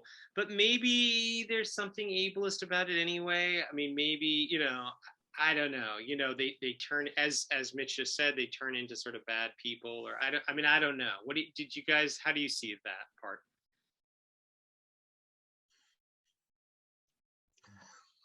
Well, so could you just go, how do you see that as possibly being ableist? How do you define that? Like, where does that? Oh, well, I mean, I want to think it's one of the most compassionate films ever made. That's what Andrew Sarah said. I think, well, what they're doing at the end, and plus the idea that you sort of they needed allies a little bit, like, full size allies, Venus and Froso. I think Mhm. maybe you could argue that the movie is kind of told from their perspective a little bit more, which it didn't Right. really. And I think the question of who gets kind of a little bit of humanization, right? Most of them Right. are still, there's like party tricks almost, right? And like Yes. with the Siamese twins, it's like lots of gags that are all about the fact that they actually are attached to each other. Yeah. So, not that anyone gets a very deep story. I mean, I think that Hans and Frida need. Frida get as much Right. of a story in a way as Yeah. Cleopatra and Hercules. I mean, to me, the power in it is that I think as the viewer, I mean, it sounds like people resisted this, but you're really forced to see and empathize with people who usually would be seen as freaks, right? Where the whole Yeah. point of seeing them is to be like shocked and horrified. Right. And I felt like it absolutely, like that scene when they're hanging out and playing, and the people in the forest come and say, they're on the land, and the woman who's looking, I mean, they're still childlike, they're still kind of infantilized. Yeah. That part. But there is this sense of like who's the risk here, who's the Yeah. dangerous Right. being, which will go parallel with the Bride of Frankenstein. I actually felt like that was really powerful. And the fact that it's actually still radical that they cast a bunch of people who actually were, were shaped in these ways, right? They were disabled. Like, Right. still now we don't have films that will cast people who are, you know, really disabled, really, neurodiverse, or, to cast to Yes. play those characters. That actually felt like a kind of amazing radical thing. Right. I mean, it's 90 years later, and in some ways, this movie's really ahead of its time because we don't really have a lot of that. We still have, somebody like when an actor wants to get an Oscar, they pretend to be disabled, kind of thing. I mean, that's still a thing that hasn't gone away. There are recent examples from the last 5 years of that. Yeah. So yeah, I mean, I know what you mean. Mitch, you look like you have something good to say. I just wanted to agree with you both. Really, it is really a compassionate film. I mean, there's still an element of curiosity you might feel going to a sideshow at a circus. I mentioned earlier the fellow rolling his own cigarette, how that stayed with me. But yet, that scene where Frozo was talking to the three young women, and I forget the term that what they have when he's offering to buy her a hat. Yeah. And there was something so, what's it called? Microcephaly. Microcephaly, right. There's something so loving about it and sweet. Yeah. And the girl's reactions to his, sort of his entreaties, how I'm going to, was so pure. And it just really, I think I can't be the only one. It just opens the viewers' hearts to Right. these, freaks. Right. So I feel like it did really does quite a great service there. That I think you're right. We don't really see a lot of other movies since then that portray people who are physically or other abled, I suppose. Right. I mean, offhand, I can't think of any. Marley Matlin, I guess. Yeah. Well, I was thinking of that one movie, The Ringer, with Johnny Knoxville from 2005, where it was approved by the people who made the Special Olympics because it was mostly cast. They actually did most of the actors besides Johnny Knoxville and Katherine Hagel were, somehow involved, basically, special needs or, physically disabled, or I'm sorry, not physically, mentally disabled. Excuse me. I should, of all people, I should know the difference between those. But anyway, yeah. So that kind of, and so that was good. But I do think it's very. I mean, the fact that I have to reach to 2005 for that example shows you this doesn't exactly happen every year in Hollywood. Yeah. I was going to mention a couple of other things. I would have loved to have seen the full size movie at risk of bias toward the full size. I'm kind of glad that Laura mentioned the scene with the conjoined twins. I mean, it's scenes like that because you have the them having two lovers who are pretending somehow that like they could ever see them alone, that seems so unrealistic. Like you wouldn't, you know, Ryan Murphy, who's unrealistic, wouldn't put a scene like that in American Horror Story because it would be so, it's beyond the bounds of realism. But then at other times in the movie, you do have, you know, you're being asked to accept melodrama. You're being asked, you know, when Frida upbraids Hans, you're not supposed to be laughing that she's like, you know, you're never going to have a good relationship with this Cleopatra. You're not supposed to look at that and go, ah, this is a ridiculous scene. In other words, the shifts in tone are so extreme that I would have loved Browning's full vision here. I'm fascinated at the notion of a circus movie without a circus, without a shot of anything circus happening. I didn't necessarily need to see the freaks, so-called freaks, in their sideshow boxes. That I could see why this is almost a great act of radical sort of reorienting of the gaze by not having them in there. I think that's awesome. It's fascinating to me that we don't even have like, well, I guess it's low budget. They didn't even have a shot, one moment. They could have almost used stock footage, except I think in 32 there wasn't as much stock footage lying around of like just a crowd filing in for a circus, if that makes sense, or whatever, you know, but I think in a way it becomes a structuring absence, you know, it becomes like something they want us not to think of it. So in other words, and I know we're all, the three of us have all been mentioning what are we missing. I guess it's a lesson to us kind of like about these people, these physically handicapped people. Just accept the movie for what it is, accept these people for who they are. It kind of teaches us in a way with this conversation to just appreciate what's there, if that makes sense, you know, in more ways. And they're in a world like where they belong. Yes. You know, even if you don't see the circus, that's true, right? It's like one of the few places where they're not, you know, they have a place and they can all be together, like that it's not an institution, right? That would be the other place. That's great that they open, or not open, but the first 10 minutes they're in that field, because here's what happens if they try to be anywhere else. They're never if they go anywhere else, somebody's going to walk up and say, hey, weren't you supposed to be smothered as a baby or something? Right. Yeah, so I mean, I think ultimately it's damning of, you know, the rest of humans that don't accept or incorporate people who are different or other from the norm. I mean, I feel like that's the biggest. And so not actually showing them in the circus, being freaks in the circus, but instead the community that they are able to create because they're employed and they are with each other, you know, and that they accept each other for all their differences. They're not all the same. yes. You know, I was thinking, what other movies do you have like this? You'd have like The Wizard of Oz, right? You'd have the movies that like the little people could be in, but it's all the little people, right? To have a movie like this where it's like this diversity of both mental and physical difference. And you have a beautiful woman who's lighting her cigarette with her foot, or, you know, so I think it's quite expansive. I actually was really quite taken by it. Yeah. Yeah, why isn't there a spin-off or a sequel with like the Munchkins from The Wizard of Oz? You could do that as like a sequel, but yeah. Anyway, anything else, Mitch? What else are we missing? I don't think we are. I mean, I can't think of anything offhand. I like that you chose this film for this group, because for me it had just been a fun high school cult film, and I really enjoyed it. Had a lot of fun that night. The ending that we all remembered, where we see what happens to Cleopatra, was like a perfect segue to get into the weirdness of Eraserhead. Yeah. But so a lot of things I think back at the time I missed, we were able to appreciate. Did you and Laura see this together in high school? You both saw it with Eraserhead? I thought everyone saw it. It's so funny because now I've asked people about it. No, I meant with Eraserhead. Yeah, but other people had never seen it or heard of it. I thought everyone saw it as a double feature. With Eraserhead. Yeah, with Eraserhead. Oh, I didn't see it with Eraserhead. I just thought that's how it was out. Oh, wow. So I think, were they called revival theaters? So I grew up outside of Chicago. Okay. And those old theaters, which were trying to compete, would change what they showed pretty much every night or every other night. And one of the ones we would look forward to was the Freaks Eraserhead combination. Oh, wow. Okay. And you know, I find Freaks actually much easier to watch than Eraserhead.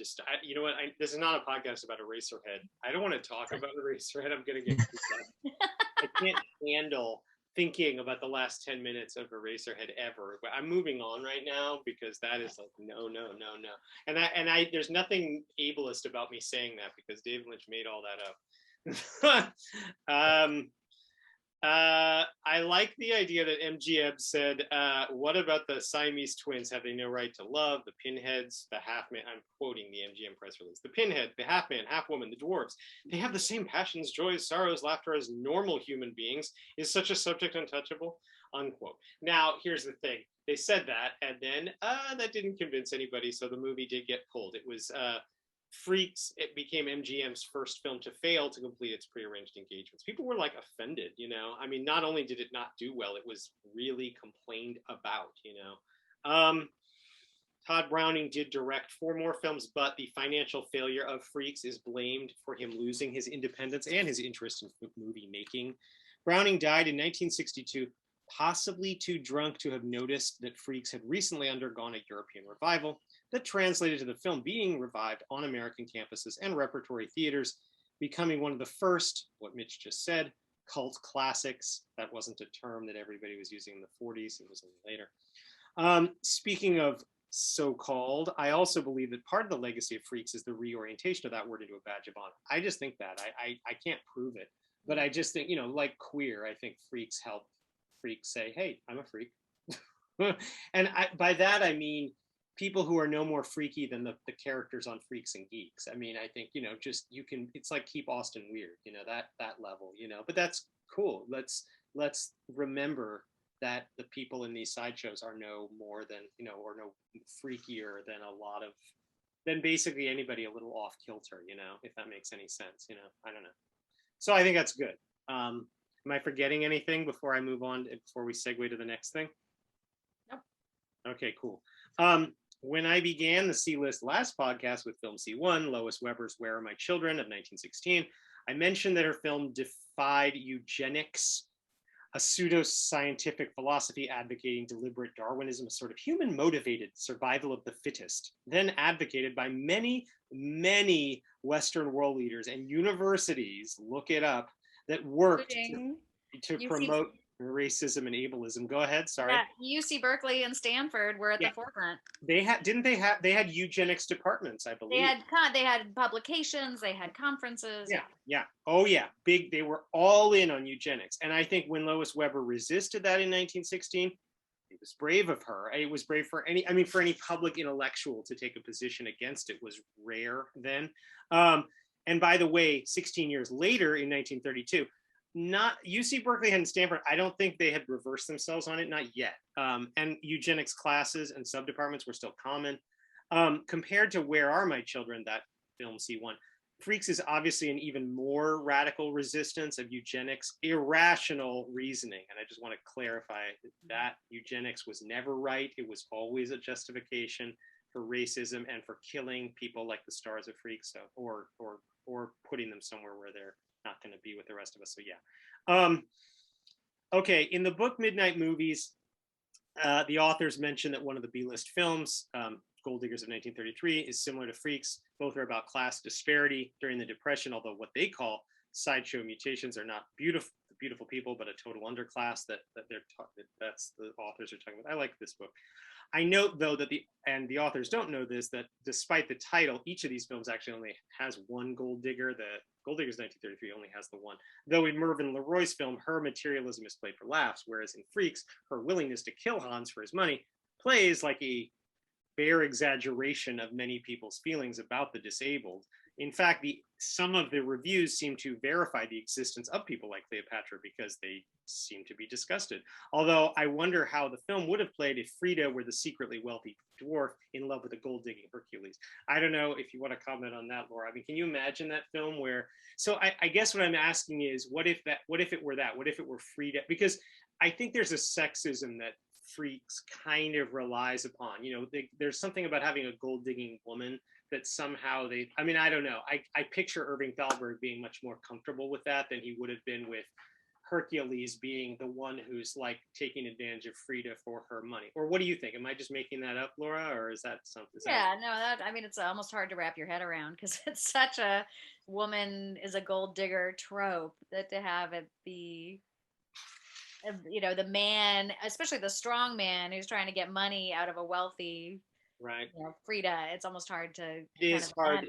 It's such an alternative. You can't even do it. You can't even. You can. you can watch the Marvel show What If and go into other parts of the multiverse, but this is impossible. It's a contortion. Well, there's a reason I'm bringing that up. I know you all know where I'm going. The contemporary common currency of the gold digger classification is connected to the context of the colossal success of the next film, She Done Him Wrong. That film's author had been exploring her film's themes for years, way before the 1929 market crash, as we were just saying. Mary Jane West was born in 1893 in Brooklyn, yes, and broke into Broadway at a young age. Singled out at the age of 18 by the New York Times as, quote, a girl named Mae West, hitherto unknown, pleased by her grotesquerie and snappy way of singing and dancing, unquote. Yet the show that the Times was reviewing closed after a week. West had various supporting theatrical roles for the next 15 years, finally decided to write the sort of risque, ribald, radical-ish roles she wanted to play. Like Lois Weber, who I just mentioned, West well understood the value of press controversy, as demonstrated with her play Sex, starring herself, which in 1927 caused the police to raid the theater, arrest the cast, and charge her with, quote, corrupting the morals of youth, unquote. West might have paid the fine, but instead did the time, telling reporters she dined with the warden and rejected the burlap sack uniform in favor of wearing panties in her cell. West's next play, The Drag, looked sympathetically at homosexuality and criticized police beating men for being gay.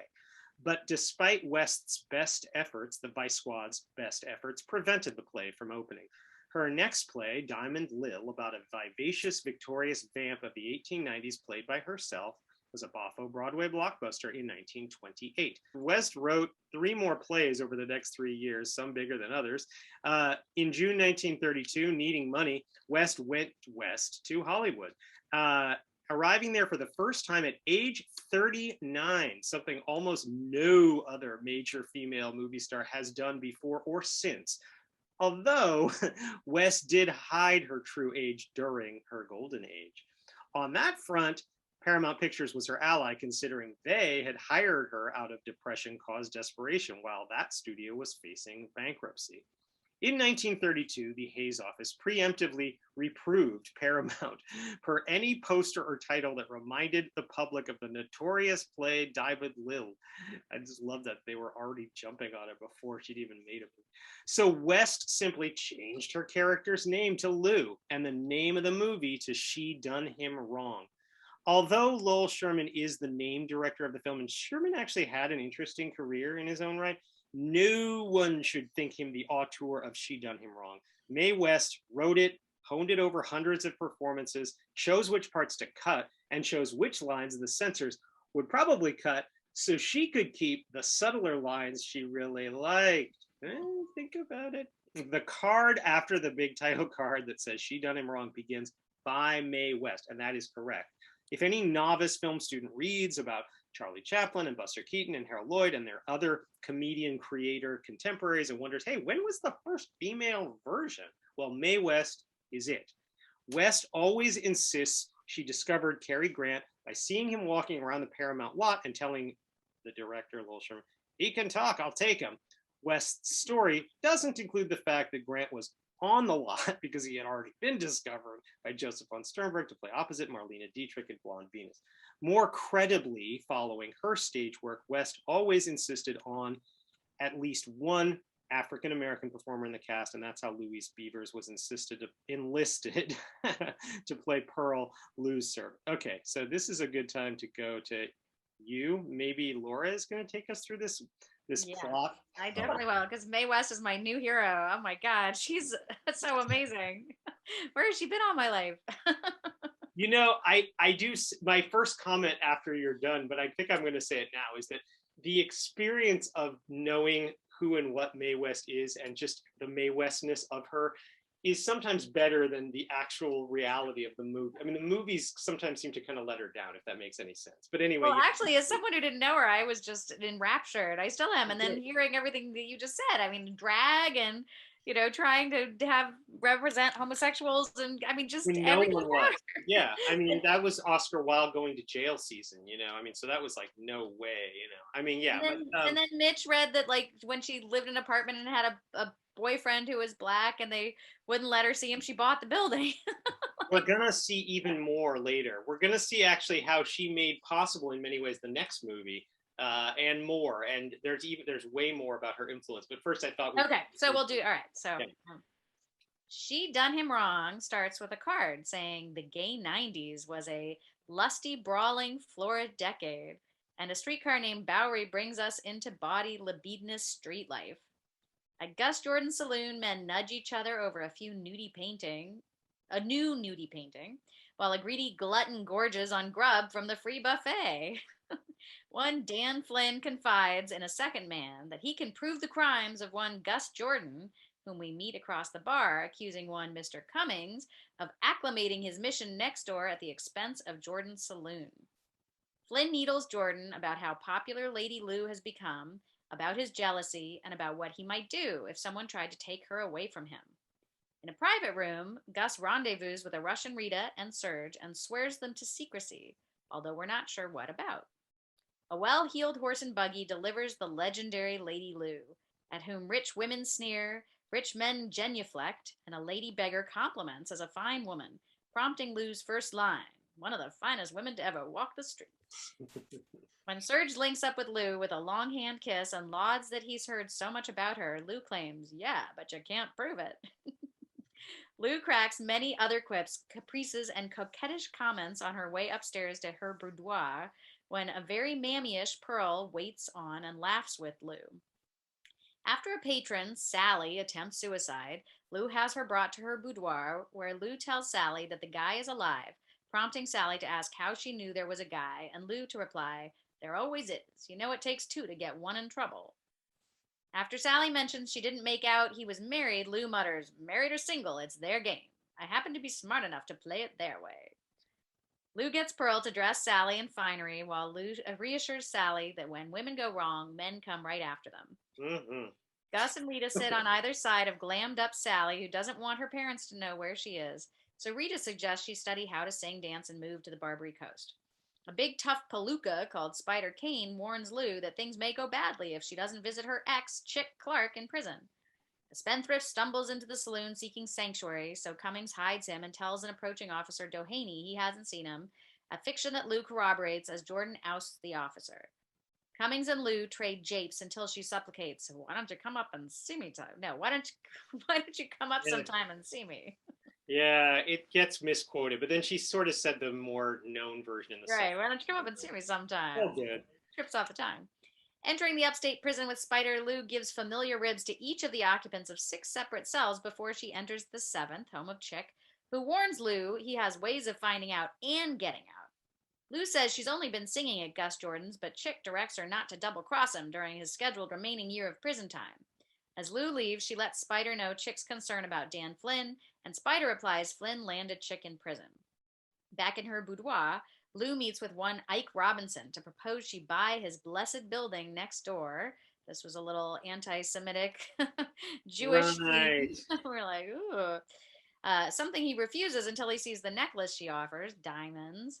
After a company of chorus girls creates anticipation, Lady Lou comes on stage and croons, I wonder where my easy rider's gone, to tumultuous applause. Back at the boudoir, Dan Flynn warns Lou that Gus Jordan is in legal jeopardy for what he did to women like Sally, but he, Dan, could let Lou off if she'll let him love her, but she lets him down. Next, Cummings declares Lou's diamonds to be devoid of soul, mentions Sally's mother is at his mission, and accuses Lou of knowing where Sally resides. But Lou denies this and tries and fails to redirect Cummings to her. During someone else's number, Chick sneaks into the boudoir, says he has to croak a guard to get out, demands Lou come with him, reacts to her refusal by really strangling her, stops himself, and for the first time in the film, someone successfully kisses Lou. But when Serge's knock interrupts, Lou chases him off by promising to meet him at another club later. In the saloon's main room, Sally's mother fingers Rita, freaks out, and finds herself flustered by security as Dan Flynn tells refuting Rita where he saw Serge going. Serge enters Lou's room, attempts to seduce Lou, offers diamonds, and says, "I shall die to make you happy," prompting Lou to answer, "But you wouldn't be much use to me dead." Rita enters with a fury of a lover so jealous that even after Lou dismisses an unrepentant Serge, Rita pulls out a knife to stab Lou, yet in the scuffle, Lou accidentally kills Rita.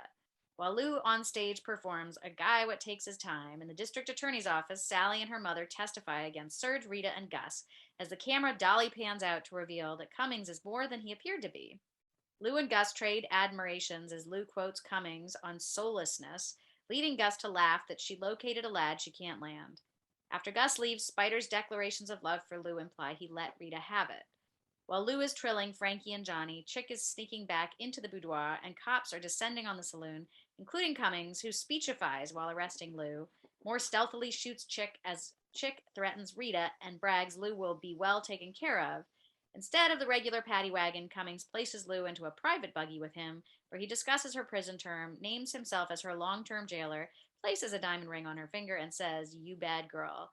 Lou can't. You'll find out. Chance?" Oh, well, I guess, yeah, who cares? Sure. Okay, you'll find out as the film cuts from their carriage canoodling to the card saying "The End." Yeah, what do you guys think of this movie? I mean, let's just open up the floor.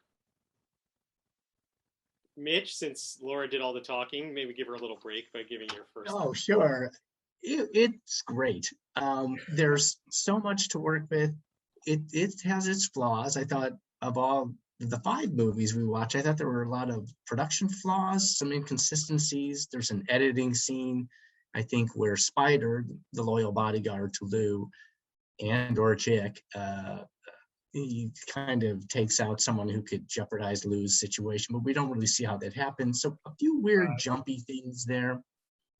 But in reading about the film afterwards and how the censorship really cracked down, it just seemed like we got a real treat to see this film uncensored, knowing that somewhere down the road, Mae West will be censored and we won't be able to get any of these wisecracks.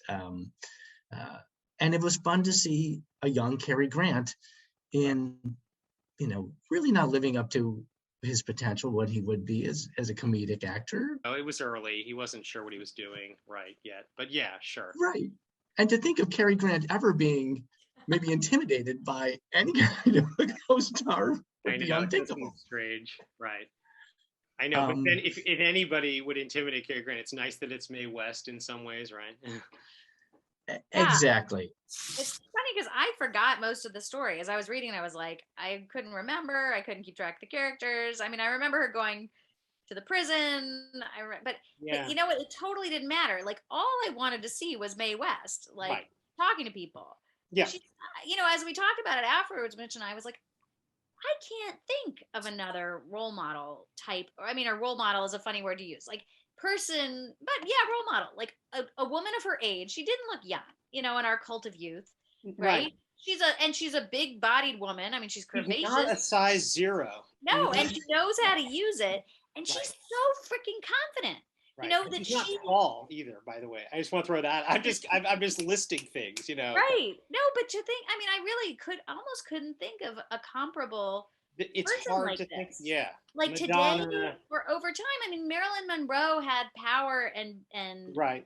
But the way she played with men and her kind of being deferential, or it's complicated, but like to get a woman like this who is like confident in her sexuality. Yeah. And confident that she is gonna like just win anyone over. Right.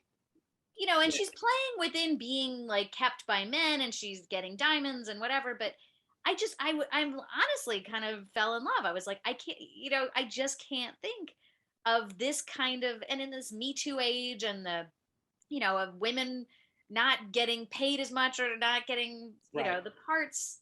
You have Scarlett Johansson fighting to get paid equally, and she's highly paid, but she's still like all about like fulfilling a lot of male gaze sexuality, and it's just Mae West.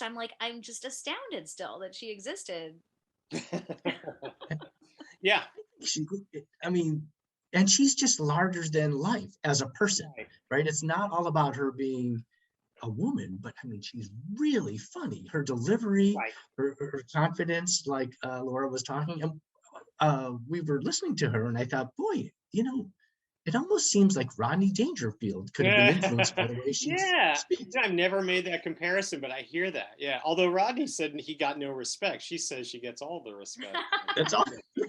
But okay, but sure, but I get what you mean. It's that sort of New York, like I've thought of everything you're going to say before you even say it, kind of thing, Right. And it's so performative. Like people don't really talk like that, right? It's like, rah, rah, rah. Like you're doing one-liners. I mean, I'm thinking of Joan Rivers, someone like that, who's like a great, funny woman. But as Mitch said when we were talking about it, she's more sort of self-deprecating. Mae West is not self-deprecating at all. Right. Yes. Thank you. Well, I feel like this is a good segue for me to ask, how different was West from what America was already used to? In January 1933, days before She Done Him Wrong came out, that's her first film, Motion Picture Herald named as America's top star Marie Dressler, who was then 64 and enjoying a second career peak as a somewhat Melissa McCarthy-ish bawdy comedian. Everybody should learn about Marie Dressler if they don't know who she is. She's cool. But she was never a sex symbol, and at 64 she definitely wasn't, and she also wasn't an envelope pusher. There were no threats from censors about her movies. They played anywhere. Greta Garbo as Queen Christina on screen, and a queen of the press and rumored lesbian off screen. I'm not going to get into that. This is not enough time in this podcast. And Marlene Dietrich as the gender fluid icon I described when discussing Morocco on the B list. They were powerful and they were transgressive sex symbols, but they were also European. I mean, I feel like there's a slight difference there. Mae West was all Yankee, all naughty, all racy, all raunchy, yet also sexy, right? At least according to West, no matter how non-tall, non-skinny, non-ingenue aged she might be. There's a quote from F. Scott Fitzgerald. Some of you maybe had to read The Great Gatsby at one point, who called West, quote, the only Hollywood actress with both an ironic edge and a comic spark, unquote. Everyone wanted to be in on that comic spark, or just in. She Done Him Wrong was released in January 1933, and America welcomed both Roosevelt's New Deal and West's lewd deal with open arms. She Done Him Wrong and I'm No Angel later that year turned Cary Grant into a star and turned around Paramount Pictures, rescuing the company from Chapter 11 bankruptcy and beginning a legacy now symbolized by the Mae West building standing today inside the only studio that is currently today in geographical Hollywood.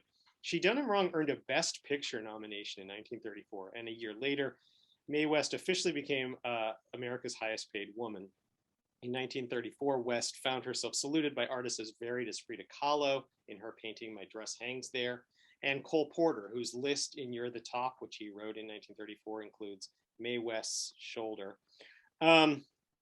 Anyway, so anything else about before I feel like I'm segueing almost too quickly to the next thing, but anything else about She Done Him Wrong? I mean, you're right. She Done Him Wrong just kind of exists. It's funny to look back and think that the first 10 minutes don't have Mae West in them, but I see why that's strategic. You're building up anticipation, and that makes sense. I mean, the meat of the movie is just her playing any scene with any particular person. So I kind of love just the last 30 minutes because it's just, here's her with another guy who would do anything. I love that, like, every successive guy, even before you didn't really know that Dan Flynn was going to just throw himself on his knees for her, and then Spider was too. Just every guy just, and her attitude is always like, okay, yeah, great, and kind of, I mean, it's so, I don't know, it works. But it's such a female fantasy instead of a male fantasy. Right. Yeah. Right? Like there's so many movies where like all the women throw themselves at men who are sometimes like not that good looking, and you're like, why? Yeah. Like what's the one with Marilyn Monroe, The Apartment or whatever, and you're like, why is she even with this schlub, right? That kind of thing. Sure. Yeah. But like, yeah, that Mae West gets to just totally expect that they're all gonna do that. Right. Her materialism and gold digging. I mean, the thing is, I feel like I've now done enough to put it in context. It was the Depression. People were doing whatever they had to do to survive. It still didn't. The Hayes office didn't like it, but I think that's, if anything, that's what people second guess her as nowadays. Is just like, or not her, but her persona. Like, why does it have to be so materialist? But I don't know. I think. It sounds like we're not really. Are we bothered about that, Laura or Mitch? I guess we're not. We're not really. No, and I think without censorship again. I've seen later movies that she's been in, Yeah. and she's still funny, but they didn't really seem to have this edge. No, And that's right. so it was almost like she was just playing off this brand that was created in the late 20s, and it really not due to her, wanting to do that. I mean, I think it just circumstances forced her to tone it down. Oh no, they Um, not just. I mean, they think about she brought Hollywood to its knees. She made them. She made them create a whole code for her. I mean, this is not that big of an exaggeration. So I mean, that's not nothing. That's that if you only know the 30s from like Marx Brothers movies or the other movies I mentioned as part of the canon, you're missing a very important part of the story, I think. Yeah. Sorry, anything else? I mean, the Diamond Lil thing, like, it almost seemed incidental. I mean, she's into diamonds and she looks Yeah, great and she changes her costume a bunch of times. It's like, but it wouldn't matter. She could almost play any character because right. she'd still be, that kind of. I think you're right. She's very American. There's something very American about like a kind of Yes. brassy and you could see her as a cowgirl. You could see her as um, Well, then just the name Mae West, it's hard to believe her real name is Mary Jane West because Mae West is perfect for her.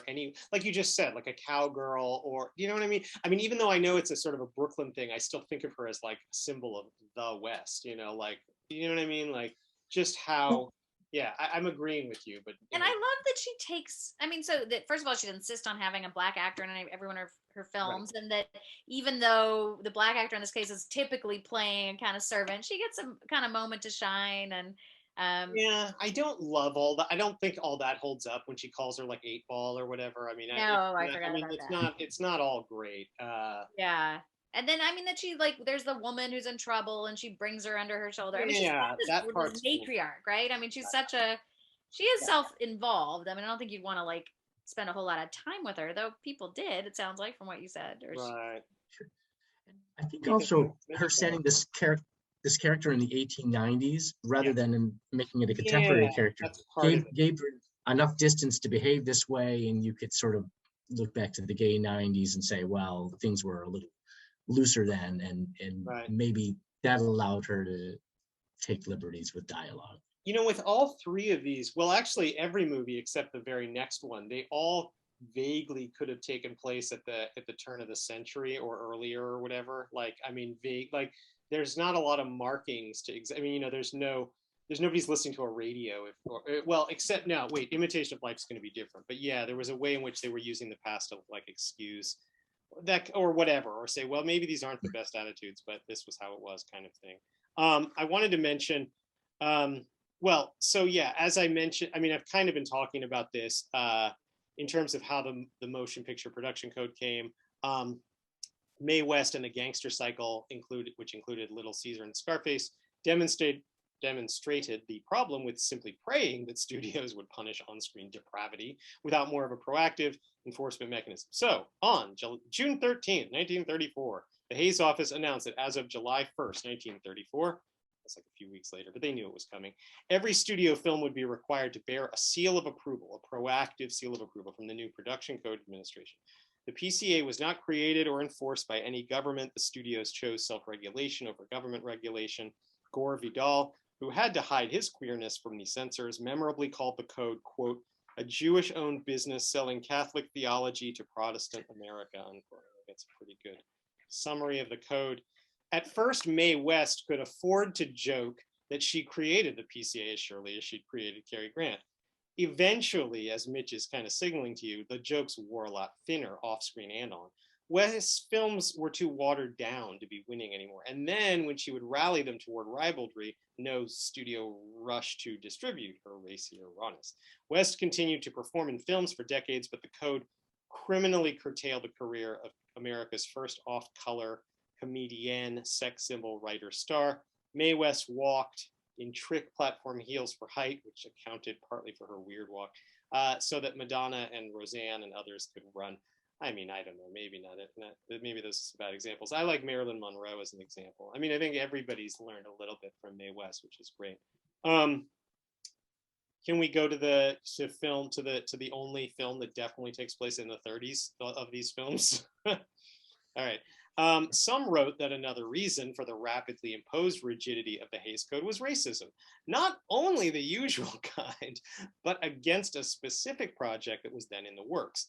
Donald Bogle wrote that, quote, by the mid-1930s, there hadn't been a big picture for Negroes since Hearts and Dixie and Hallelujah. And though these musicals had offered dramatic possibilities, they were, after all, musicals in rural settings. Talking pictures still hadn't cast Negro performers in all-out powerhouse dramatic roles, nor had there been an important drama that provided some depictions of African Americans in a more urban, sophisticated setting, unquote. Enter Fannie Hurst. She's not Mae West, but she's not bad. Inspired to write the 1933 novel Imitation of Life because of a trip she took with her friend, trailblazing Black author Zora Neale Hurston. The director of In Old Kentucky, that's Mr. John Stahl, loved Hurst's novel, persuaded Universal to buy the film rights, went looking for two great Black actresses, and found the consummate professional Louise Beavers, who would nail the part of Delilah. Universal signaled to Stahl that he should follow then standard practice and set up a darker-skinned white girl as the story's tragic mulatto figure, but Stahl insisted on casting what Hearst had described, a real Black person who could fool whites into thinking she was white. After seeing Freddie Washington perform in New York, John Stahl never really came up with a plan B. Freddie Washington was gorgeous, Broadway trained, and only in Los Angeles in spring 1934 because she was married to Duke Ellington's trombonist, who was in town because Sir Duke was filming Belle of the 90s at the insistence of, and co-starring, Mae West. When Universal demanded that Washington sign a multi-year contract, she said no. When Universal said she couldn't earn more on the film than industry stalwart Louise Beavers, she also said no.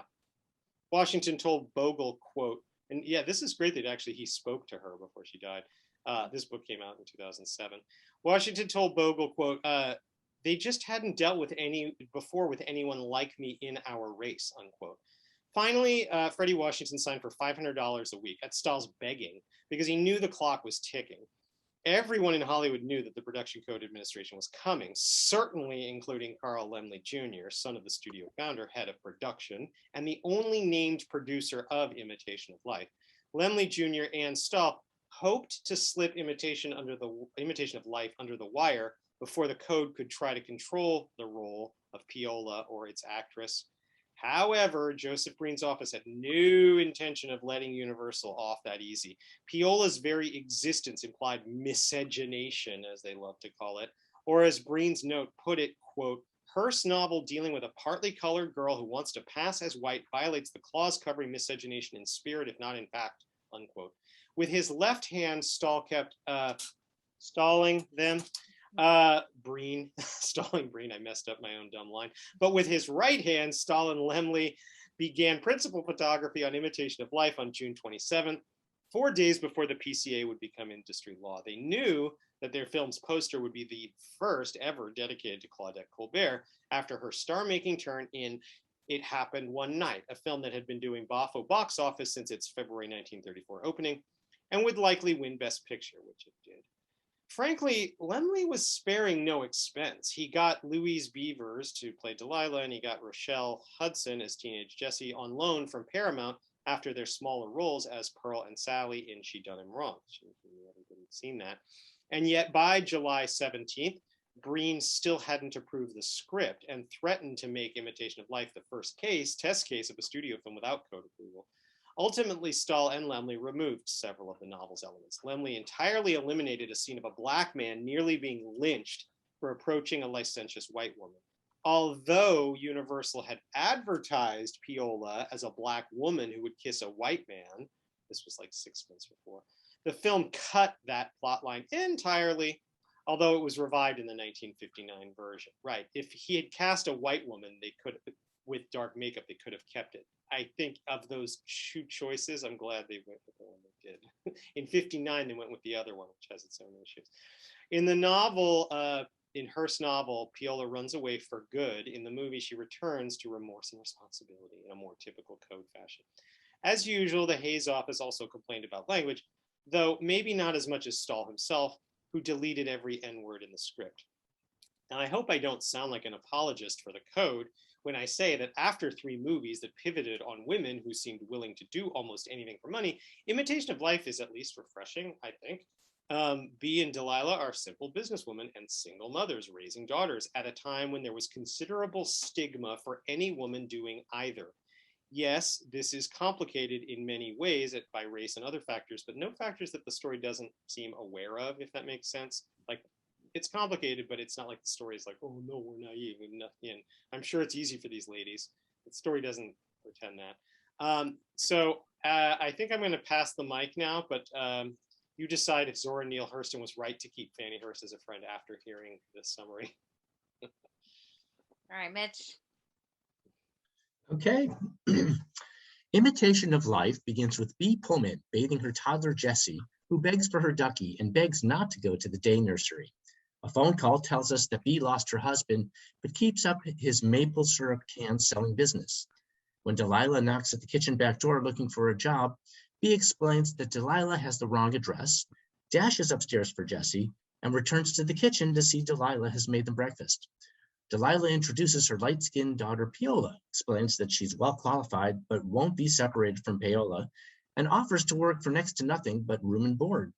On a different day, after Bee devours Delilah's delicious pancakes, Delilah discloses that down south, whites came from miles around to taste pancakes made by her grandma, who passed the recipe to Delilah's mammy, who passed it to Delilah. What's sorry, that? I feel like I want to say Mammy is spoken by Delilah in the movie. Okay, keep going. Yeah, sorry. Yeah, so maybe I'll back up to On a Different Day and I'll put some air quotation. Sure.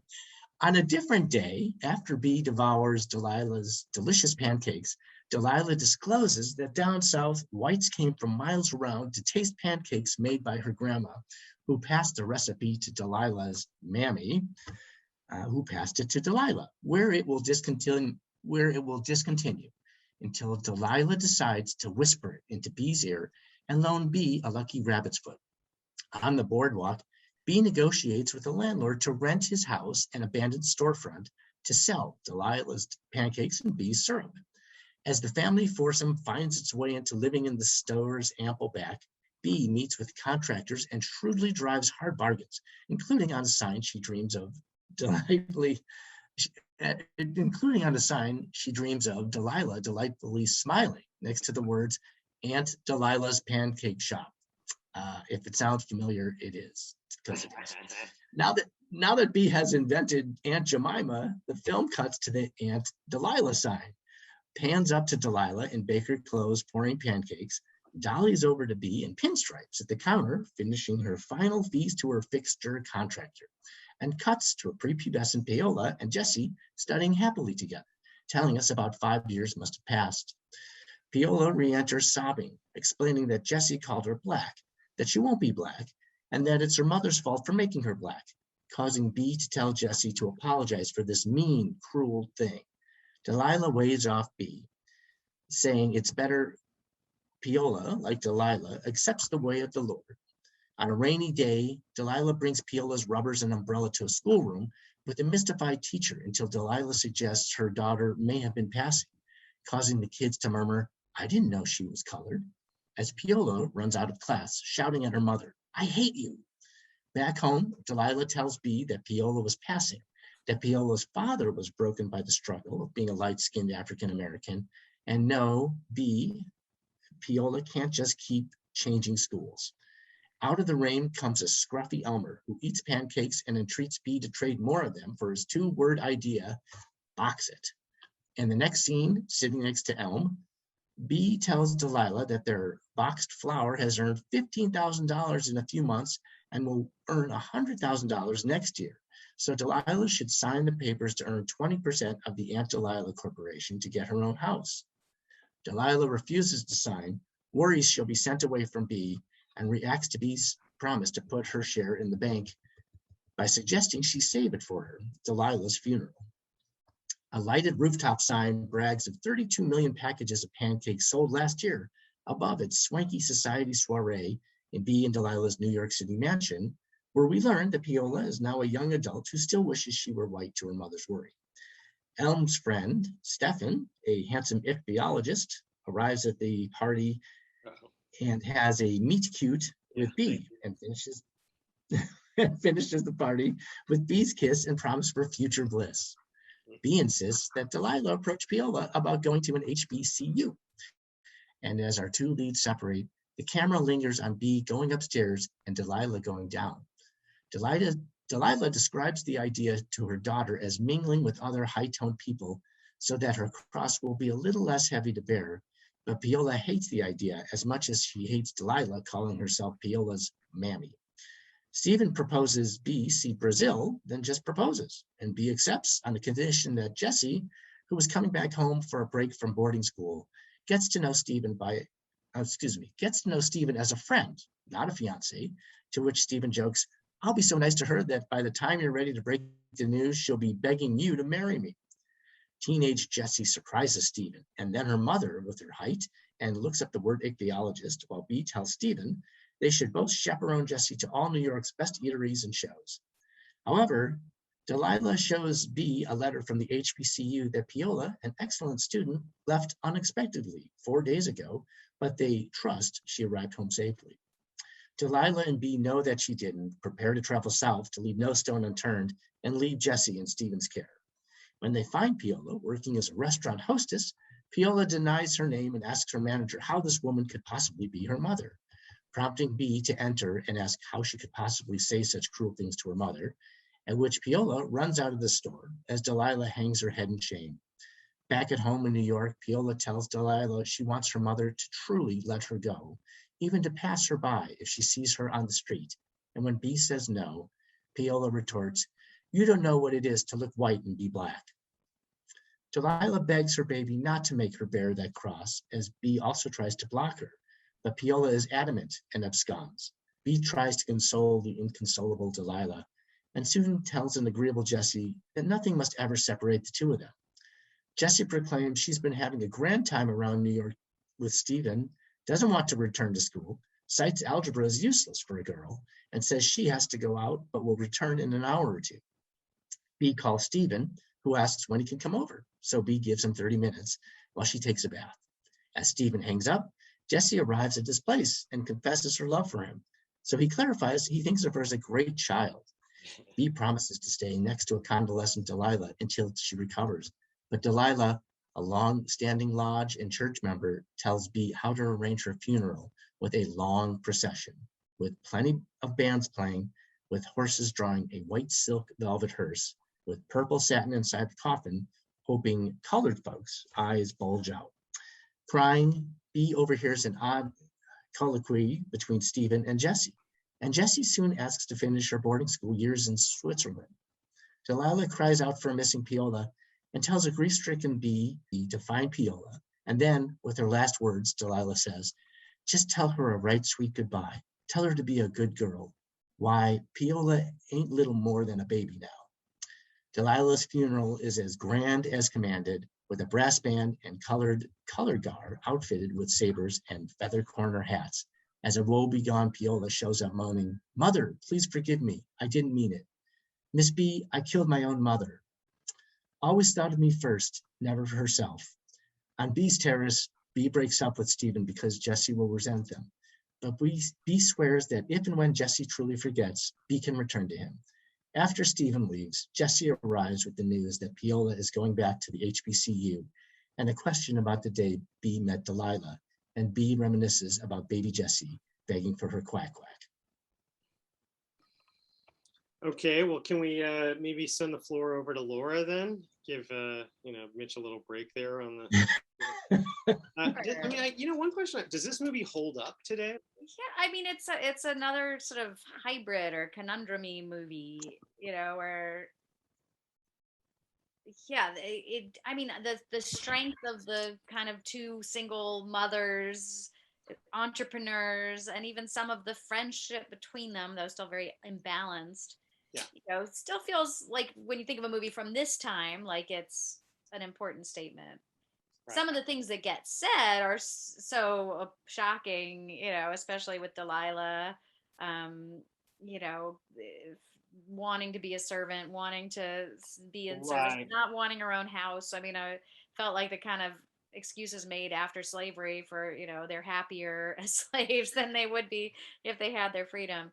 What was hard to discern for me, and I think Mitch at times, was how much we as the viewer were supposed to be uncomfortable with some of those moments. Right. And one of the things we read highlighted the moment when they're living in New York, where Bee goes up in her white fluffy dress and Delilah descends down the dark staircase. That is a big moment. Yeah. Clearly the camera didn't have to linger the way it does, right? No, and the lighting and the Right. clothes and earlier when she's saying, "Do you want the 20%?" As Mitch and I were both like, 20%? Like what? Why would she get? Why not 50? Yeah. Yeah, like Right. Sophie will like act like she's being this good character. I mean, so you're like, are we supposed to think she's playing this well as viewers? And I also found it confusing with Paola. I mean, she spends almost the whole movie looking angry and upset and rejecting her mother and wanting to be white. That I was like, would this be a movie that Black people would be comfortable watching, or how would it? But then I read after that she got mail from people who appreciated the performance. Right. So I also found it confusing. Um, What I had read the novel a long time ago, and I don't remember much. But the only thing I remember that I know was in the novel that was not in the book was that one thing, Piola is mad at Delilah also because of the kind of the things you're saying. Like it's not just the whole white thing. It's that like you're accepting yourself. You're practically making yourself a slave to be. Like you're happy. Like I know I'm paraphrasing, so somebody's going to nail me on how wrong I'm getting this, but paraphrasing, it's like, Mom, you act like a slave to be. I don't appreciate, I don't, and so when you look at it that way, I'm not sure why they removed that from the movie. I mean, that like, it would have made a lot more sense. Like the reason, to me, it makes a lot more sense to think why Peel is rebelling against Delilah. Like why you're asking, Laura, I'm hearing you ask, why is Delilah acting, why does she put walls? Why does she need to be sort of subservient? And I think part of it is just a narrative. I mean, I'm not saying this justifies it, but you kind of, it makes sense to me that like Piola is like the next generation. Like, okay, every generation sees their parents as like stupid and stodgy and stuffy and like doesn't understand, like doesn't get it. And so I think part of it is that, that like yeah, for your generation, it was fine to be, like practically a prisoner, but I'm part of a freer generation. but what's complicated within that is that the freedom is based on passing, right? So right. Yes. And I thought like a key moment for me was when Delilah and Piola, I think the movie says Piola. Yeah, are talking about why things are the way they are, and Delilah's like, I know it's the way the Lord made us, and it just confuses me so, right? And it feels like the big missing piece in that discussion is why the situation is what it is, why Piola would want to be white and would reject her mother, and that if there's blame in that, it's like Piola's being sort of vilified, I think, for rejecting her mother. Yeah. But really, like the villainy in the movie is like this white supremacist society that means if you're Black that you have so much less opportunities for work and self money and just freedom, right? And that's the strength of the movie to me, when it recognizes that. So go ahead, keep so that's what I'm wondering is like, is the movie in some ways like with Freaks where it forces you as the viewer to sympathetically view the way other people are treating the band, the people, the so-called freaks. Like, are we supposed to be viewing this in a way that it sort of wakes you up to the disparities? And that's where it's hard when I feel like you're not watching from the time. Right. I don't know, Mitch, what do you think? Well, I really like this movie, and I like the remake some 20 years later, in part because there are just so many questions it raises, and I don't think there just isn't the space for them to fully address it. And I think even the character of Delilah is sympathetic to many parents who really, she's just in a way an ideal. She's so selfless for her child who's doing and saying these really hurtful things, but she's still able to to not get affected by it, and still love her child until finally this one breaking point happens. And I mean, it's I guess a little symbolic. She ends up dying of a broken heart. and to, even reading that section at the end, when I was thinking about it, it's kind of a resonant trope, I suppose, for parent-child relationships. I mean, I think we all resent or regret maybe how we talked to our parents when we were young and knew everything. And here we can see this playing out with Piola and Delilah. But it was fun, and I don't mean to bring in the second movie as much because we're talking about the first movie, but to see just how in both movies they really struggled with this inequity. Sure. And try to kind of make it seem like it's okay, like these are two women who, both single moms, tough circumstances, banded together and worked it out and succeeded, and not just, and thrived. But clearly it's not an equal partnership. Delilah plays an important role, but hardly equal.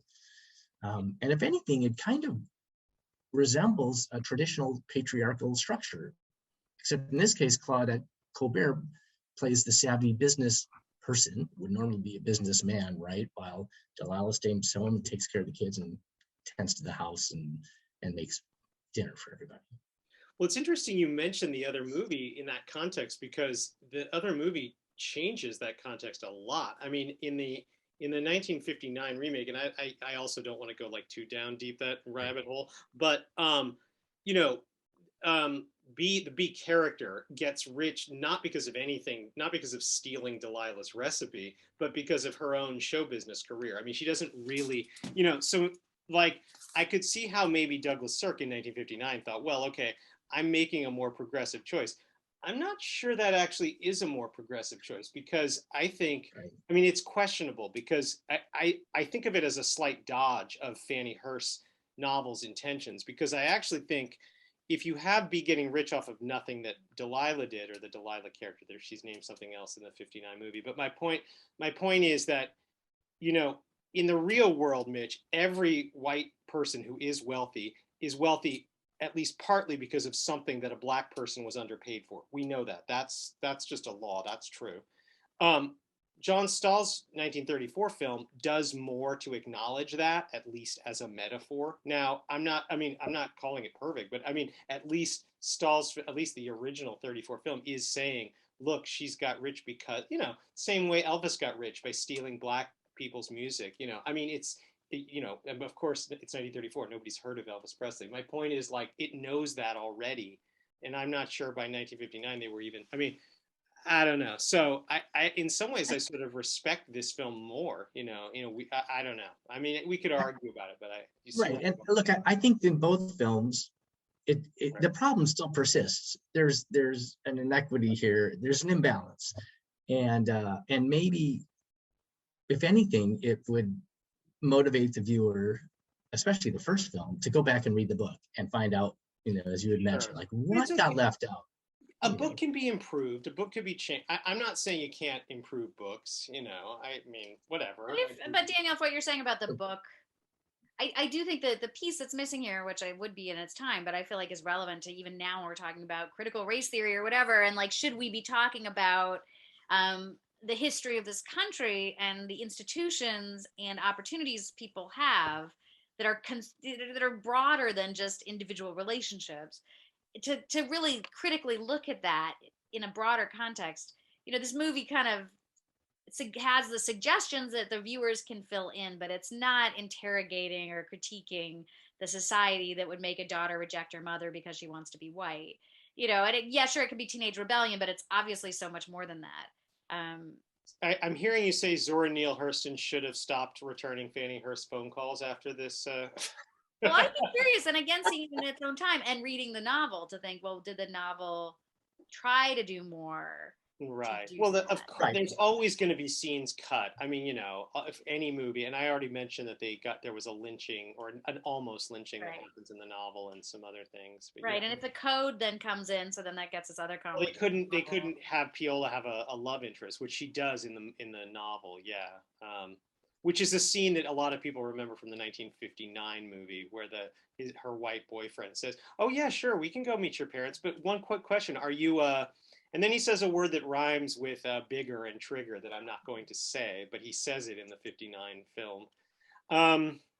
anyway, yeah, I mean, I do. Well, it's funny. I think this is a recommendable film. I mean, it still comes up on lists of, sort of like movies about Black people that like 25 movies that like you should see about Black history or Black culture or something. I mean, it's not, I think this is, I don't know. So I guess, well, I might like it better than you guys do. I don't No, know. I think I like it. And if you Oh put no. it in the line of like guest who's coming to dinner, I mean, you could like have a kind of progression of how movies kind of treat this topic. Yeah. Mitch, go ahead. Well, I was going to say, actually, I really, if I gave the impression that I didn't like it, then I apologize because I really liked it a lot, and for a lot of reasons. I mean, Claudette Claudette Colbert is just fascinating. There's nobody really like her. It's easy to watch her. I think the way they skated in and out of some of these really difficult topics, is really thought provoking, and it's really worth seeing. Yeah, Claudette Colbert's good. I mean, she won an Oscar this year, but when they give out those Oscars to an actress for one movie, it's often good to know what other movie she was in that year because it tends to be that they're giving them the award for like 2 or 3 movies they made that year. If you won it for It Happened One Night, and I'm not saying she didn't deserve it, that always comes up because people will say, "Hey, what are those 3 movies that swept the Oscars?" And that's like the first. But did she sweep the Oscars, or was she also being rewarded for her role in Imitation of Life? Because we know that Hollywood has a great history of saying, "Oh, hey, wait, what was the whole cast of Do the Right Thing? Oh, okay, wait, oh, Danny Aiello, the one white guy. Yeah, let's nominate him, but nobody else for this Black movie." I mean, Hollywood loves that.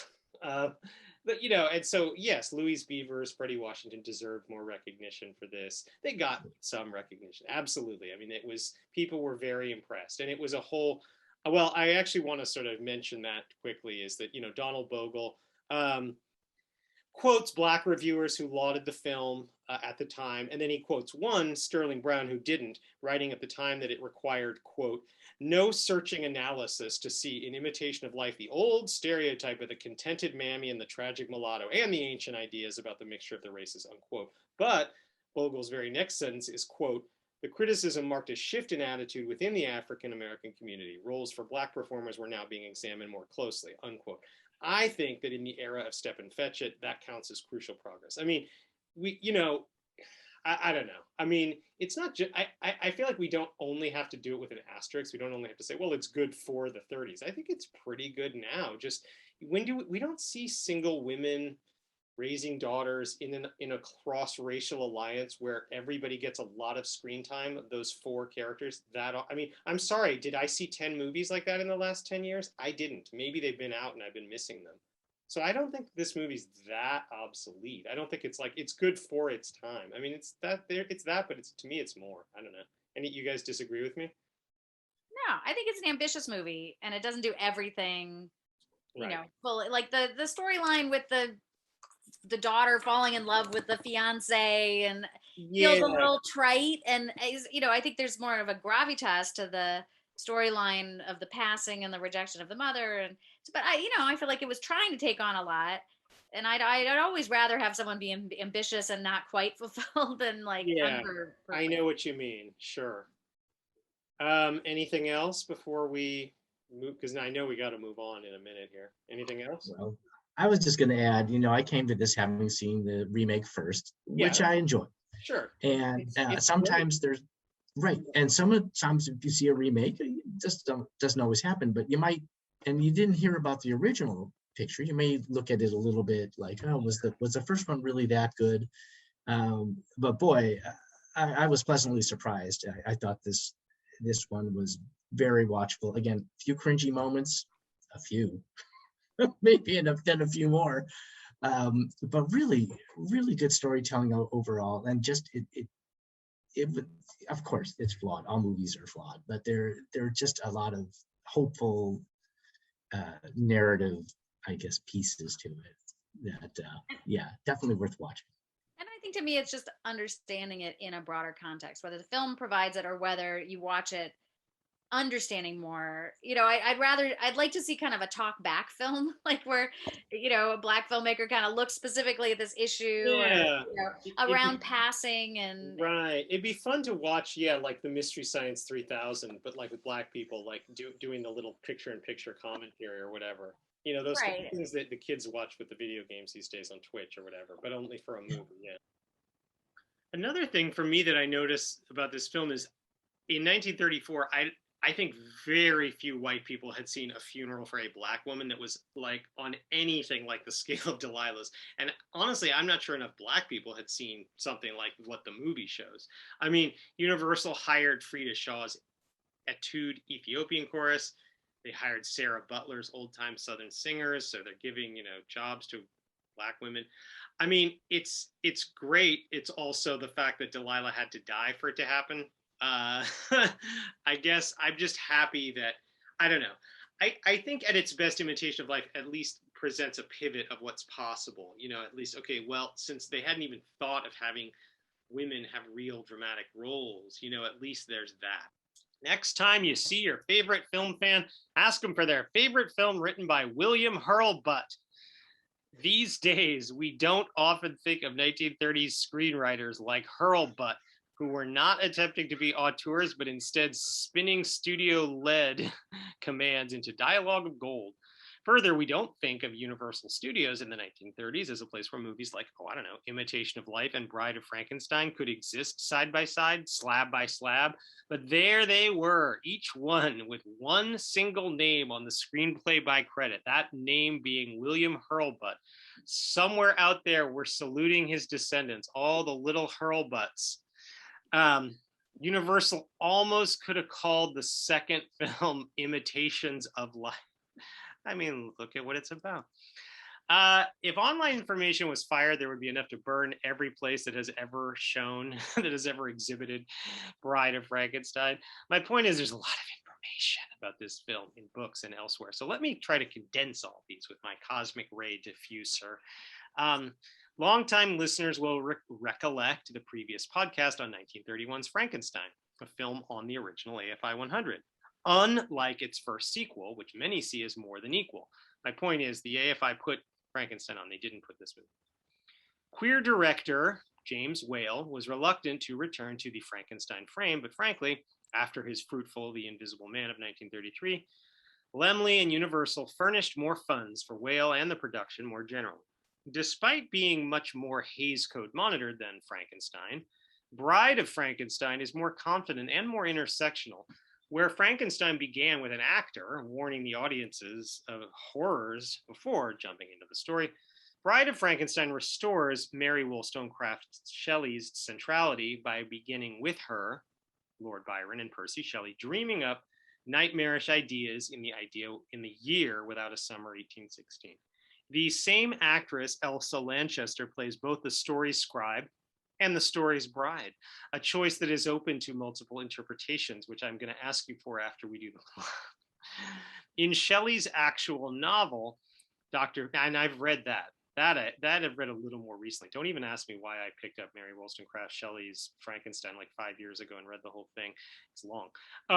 Dr. Frankenstein does create a mate for his great formulate in the novel, but he destroys it before it can live, which is not so different from what we see on screen. In their lab, Bride of Frankenstein doubles down on what we now call ray gun Gothic, the sort of laboratory lightly lifted from Lang's Metropolis. A lightning bolt generated by one of the Kenneth Strickfaden designed machines has now passed into legend, or at least passed into stock footage, regularly appearing briefly on shows and movies. Bride of Frankenstein doubly doubles down on German expressionism with various twilight vistas of twisted branches and twirled gravestones. For example, when the monster first finds freedom, the forest is full of branches. But after, when the lynch mob chases him, the same forest turns barren, the shadowy, branchless trees already resembling a prison even before the monster is formally placed into one. I like to think that all that outdoor atmosphere filmed on Universal's indoor sets up the scenes between the monster and the hermit, whose long robe and white beard sets him apart from the mob. James Whale had to shut down production for at least a week while waiting for legendary Australian stage actor O.P. Heggie to do the role, despite Laemmle's firm opinion that Whale could have recast it with any stock player. 30 years before the film A Patch of Blue, which is about the love between a white blind woman and a black man, Here, a blind man sees what no one in this village can, the humanity of this ostensible monster. Granted, this alliance between the persecuted has its own problems. For example, the notion that blind people are gifted with this odd sort of sixth sense. But I believe it does provide a model of some kind of allyship, kind of like Imitation of Life. The hermit teaches the monster how to speak, as if to suggest that only a fellow subaltern can teach a subaltern to speak. In fact, Boris Karloff hated the idea of uttering words, but I find it interesting that the British actor does the words in more or less an American accent. I mean, he's definitely not going, bread. He's not saying good, it's bad. He says good, bad. And I do find it interesting that does that mean that the monster is actually an American abroad? I mean, is that what Karloff wanted me to think? I do wonder if Frankenstein's monster really works as a sort of an or other, a metaphor for all those persecuted non-whites out there, but don't answer that yet, Laura. Mitch, first, let's spell out the story that many people consider the best filmic adaptation of Shelley's work. Okay, passing the mic. All right. One last time. Last but not least. Bride of Frankenstein begins with an extreme long shot of a Gothic castle on a dark, stormy night. As the camera dollies into the window to reveal Lord Byron extolling by name himself, as well as guests Percy Shelley and his wife Mary, whose story of a monster Byron was sad to see end. Mary Shelley at first says the night is too awful for horrors, but quickly changes her mind to correct Byron that her story about the follies of men playing God didn't end, and now she continues it. On top of a hill, through tangled fallen logs, we see the villagers cheer the fiery death of Baron Henry Frankenstein and his monster. I almost said Frankenstein. I'm okay with that. We're Mel Brooks fans here, so either one is fine. Frankenstein. One man wants to see the monster's fire-blackened bones, descends into the pit, and gets drowned by the monster, who makes his way to the hill, seizes another person, tosses her into the pit, and scares an older gypsy lady, Minnie, whom no one takes seriously. Minnie and the villagers deliver the ostensible corpse of Baron Frankenstein back to his Gothic castle and fiancée, Elizabeth. But as she mourns over him, he comes to life and soon tells Elizabeth he may have been meant to create more life. Baroness Elizabeth says that God never meant for people to do his work and that she had a vision of a ghost that would punish him. Minnie permits into the Baron's bedroom his former mentor, Dr. Pretorius, who begs to make a colleague of Henry, who, like Mary Shelley, suddenly changes his mind, in this case about doing more experiments. Henry finds persuasive Pretorius's pretentious threats of murder charges on behalf of the monster's victims, as well as Pretorius's claim to have also created life. The Baron and Doctor strike out that night to Pretorius's lab, where he offers Henry gin, raises his glass, and says, "To a new world of gods and monsters." Dr. Pretorius unveils his very strange little creations, which are homunculi, or action figure-sized humans in glass jars, something the Baron slights as less science and more black magic. Dr. Pretorius suggests that he and Frankenstein work together to bring forth a new race on the planet by creating for the monster a female mate. In the woods, the appearance of the monster causes a shepherdess to fall into water, but in a reversal from the first film, the monster rescues her, yet her screams alert nearby hunters who shoot at and wound the monster. An enormous lynch mob gathers, chases the monster through the woods, surrounds him, uselessly fires at him, wraps him in ropes, throws him in a barrow, drags him down to the town dungeon, and binds him in many chains. Not long after, Frankenstein's monster snaps the chains, breaks out of the dungeon, gets fired upon by guns that didn't exist in 1860, attacks everyone who attacks him, scrambles out of the medieval village, burns his hand on a campfire, and becomes interested in a cabin where a man is playing Ave Maria on violin. The gray-bearded hermit introduces himself as blind, welcomes the monster inside, touches the monster's burnt hand, walks him into the cabin, sits him down, and offers him food, healing, and rest while offering God humble thanks for sending him a friend. Later, the hermit teaches the monster many words that we hear him say, like alone, bad, friend, good. Very American. As the hermit plays violin, two lost men approach the cabin. But when they see the monster, the ensuing fight knocks wood on the fire, and the hermit's house burns down as the monster sounds out, "Friend!" In gorgeous, macabre twilight vistas of graveyard shadows and torches, the mob reassembles.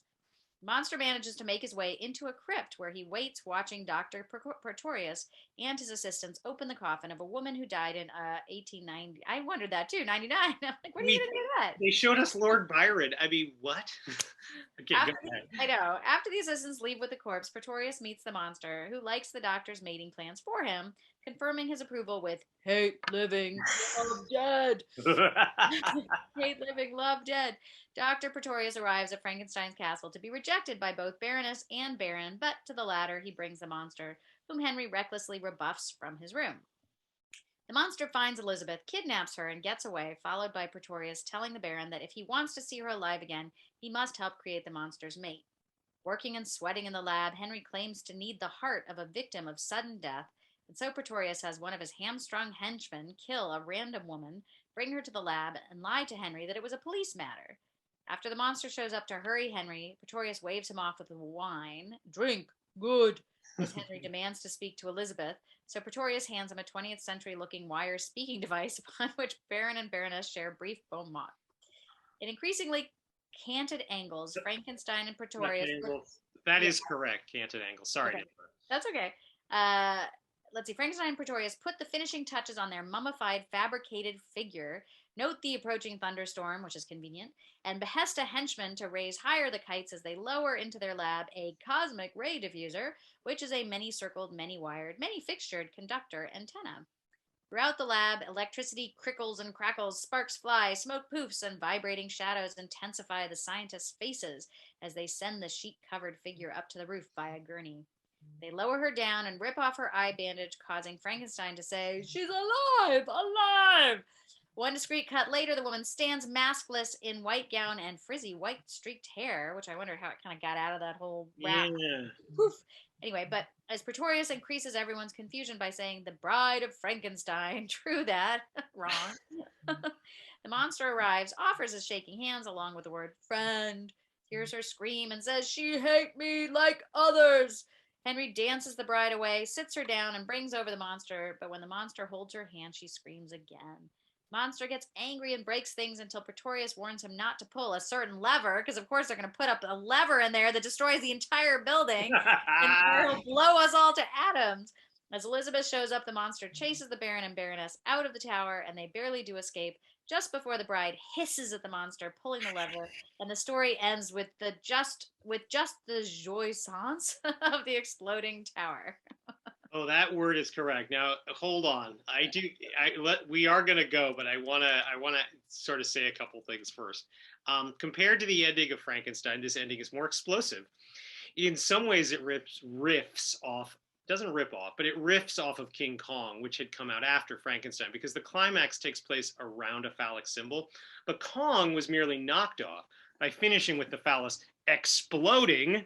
Bride of Frankenstein prefigured everything from Die Hard to, I don't know, maybe every porno ever made. Could this be the most influential film ever made in that case? I mean, by amount of footage, by counting amount of footage later produced. Considering sometimes a phallic symbol is just a phallic symbol. I don't know, Mitch. Mitch, I'd love to believe that, but they didn't have to be in just like this one little, And what did Laura just say? Why even have? Not only why have something that could blow us all to atoms? Why tell the monster? Why should Pretorius say, "Hey, careful with that; it'll blow us all up"? Like, just don't tell him. Do something else other than stand near it and protect it. Don't tell him that. I want to mention that considering she's the title character, the film brings us the bride only briefly, but arguably iconically, her hairstyle resembling Nefertiti, her hissing, and her hearty rejection of this world of men have been hailed by future generations. That said, it's difficult to consider Bride of Frankenstein a feminist film. The actual real wife of Frankenstein, Elizabeth, keeps getting shoved out of the room because the men are talking. At its best, the film knows this is an issue. I will say that unlike in the first film, the Hays office insisted that no one in the film pretend to be playing God, but watching Pretorius with Frankenstein, the general gestalt, which is a word that I've already heard Laura say, the general gestalt of Genesis aspiration remains in play. Some feel that the Pretorius character was specifically created by Whale to be played by Ernest Thesiger. I'm glad I have an author to quote on this. Benshoff and Griffin write, quote, "For an attuned spectator, it is easy to see Whale's homosexual sensibility at work in his films. ... Whale cast his old friend, female impersonator Ernest Thesiger, as a decidedly odd fellow," we're calling them these days, "as a decidedly odd fellow who steals Henry Frankenstein away from his bridal chamber so that the two men may continue their secret experiments in the queer creation of life," unquote. Laura, Mitch, are Benshoff and Griffin totally overreading and like putting gayness where there isn't any? Or is there something to that? You tell me. What do you think, Mitch? Well, I wouldn't have thought about it, but now that it's out there. Oh, I see what you did there. Sure, I could see that. And I because there is this really close, intimate relationship between Pretorius and Frankenstein that just, I mean, Frankenstein has turned his back on creating life, and he's about to go get married, and then all of a sudden, this, right. He can't help himself and is pulled back into this really intense relationship. And I guess the actor who played Frankenstein, I think there were questions surrounding his. I think he may have been gay too. Yeah, I heard that. I wasn't going to say, but yeah, sure. Oh, so who knows? Sorry. No, that's fine. Well, how many rumors are we allowed to start here? I mean, this is, well, some of this is just out there, we don't know. James Whale was like the only out gay director in the 30s, basically. Like George Cukor was gay, but it was you weren't supposed to talk about it ever. Like it was very closeted. James Whale sort of didn't care. He was like old British. He was like, he was almost Ian McKellen's age when Ian McKellen was playing him in the 90s, meaning like he kind of didn't care what people said or thought, and he was from Britain and whatever. I mean, I don't want to say he totally didn't care. I mean, just, I don't know. There was a way, and so he sort of did this movie the way he wanted to do it. I mean, this isn't from the book. There isn't a Pretorius character like that in the books. I don't know. I mean, it would work to justify the exclusion of the bride of Elizabeth Frankenstein, the actual bride of Frankenstein, because otherwise the movie's so sexist, I think. I mean, or problematically. I feel like every time, the way that the movie treats her, it reminds me of the way the Back to the Future trilogy treats Jennifer. Hey, could you like knock her out and put her in like a car or just dump her somewhere or something? Because like that's inconvenient for us to deal with right now, like, I don't know. So, but whatever. Anybody else? Well, where are you on this queer interpretation, Laura? Way too much, or who knows? Or I mean, I hadn't thought about it. Honestly, those little people were so queer. I mean, in a totally different way. That felt like a very strange little episode that felt very kind of other, like whereas it had all been about like dead body parts and electricity getting the heart or whatever, like these tiny little figurines. I mean, and I can't remember if Pretorius said it was almost a different approach where it was like you planted like a seed and it grows instead of putting, I mean, so I found that kind of, it threw me in terms of like where we thought we were in how you create these beings, that it seemed like it almost plunked in from a different sort of universe. And I wondered if it was an attempt to show off the special effects, like if that's why it was there. Yeah, because I think it was, or why not? Yeah, especially since they never referred to it later. They almost, I was waiting for the Hanakan July to come back. It was almost like they could have cut that scene if the special effects were really bad, if they looked at it later in post, because they didn't need it really, Right, and they were pretty good. They were, I mean, and they were king and queen, and I mean, it just. Maybe they were supposed to be chess pieces in like an earlier rewrite. No, I know there's a ballerina, but maybe in the previous version there wasn't. Right. And it was like a king, a queen, and a bishop. Maybe they were going to put him on a chessboard. I mean, actually, it's a question I have about. Sorry. Yeah, go on, Mitch. Oh, I was just going to say, it seemed like a much more effective way of creating life. I mean, Pretorius's version is like the Betamax of VHS Betamax. Thank you. Yeah. No, I think actually Pretorius didn't really need Frankenstein. He could have just kept doing it this way. No, and they were perfect looking. They were, except for they were tiny, right? Instead of just like, oh, like you can't really talk. Better almost. I mean, yeah. But this leads me to a question I had that Daniel, I was curious to ask you about. But like, there's a kind of funny mashup here of like drama, horror, and comedy, right? And I feel like those little figurines felt more comic, like with the king escaping and he puts a cup of tea over it. And with that woman who like keeps showing up, there's like one woman who talks who seems like she moves funny and she does weird things with her face. Like I was wondering, is this meant to be comic? Yeah, I don't know, but I mean, I think if you look at the history of horror, I mean, granted, these Universal films were very influential, the 30s Universal cycle with all these movies we've already discussed. I think that there's always a lot of drama and a lot of comedy. There's always a lot of jokes, you know, and I think this is just kind of the same. I mean, you could argue that with Freaks, you know, but I think at least this movie, more than Freaks, seems to maintain a lot of the same tone throughout. I mean, I don't see the same waves of inconsistencies I saw. I don't know. I just think it's meant to be that way. That there, you know, it's funny you mentioned the tone because I think future generations have also seized on what's supposed to be James Whale's campy sensibility, like kind of not really meaning it, you know, like kind of saying, you know, we're saying these things, but it's sort of in quotation marks. It's sort of silly that the lynch mob would actually form this quickly, or it's like a lot of these things are kind of meant to be like, ah, ha, ha, you know, we're all, and that's supposed to be, you know, so I don't know about where the two of you are on that. Is this movie intentionally campy, and is that a gay thing? I mean, I don't know. I've read that in, like I said, there's a lot of information about this movie online. It's kind of hard to find. Do you think it's so that's a question. Is it intentional? I guess the question is, number one, is it intentionally campy? Is it intentionally like, haha, we're showing you things that are totally silly for the sake of being silly? And number two, is there something about, did James Whale do that because he knew his gay friends would like it? I don't know. And can we watch it? Like I couldn't watch this without thinking of Young Frankenstein. Yeah, well, that sure. I can't watch the hermit scene without being there, so it almost becomes impossible to like even disentangle it from what it's become. Frankenstein. Yeah, no, I know what you mean. Sure. And that was the fun of watching it, because all these reference points start, it seems, in this movie. Sure. And even just the scene where Dr. Pretorius and Frankenstein trade off, there's that angle. I think maybe that's due to German expressionism where the camera's tilted a little bit. Well, they definitely, and Frankenstein says, the last 20 minutes, it's like everything is like, excuse my, yeah. Okay, keep going. Yeah. Fascinating. And of course, and then when Frankenstein shouted, "It's alive, alive!" Boingo, boingo. Yeah, you're thinking of, you know. So many references. And it was beautiful to just watch. I mean, the production value was just slick. I'm sorry, it is those scenes, those Twilight scenes are as great as any expressionist scenes in the 30s in Hollywood. I mean, they're nice, they're pretty. I mean, they're really pretty, you know, that's not just nothing, you know.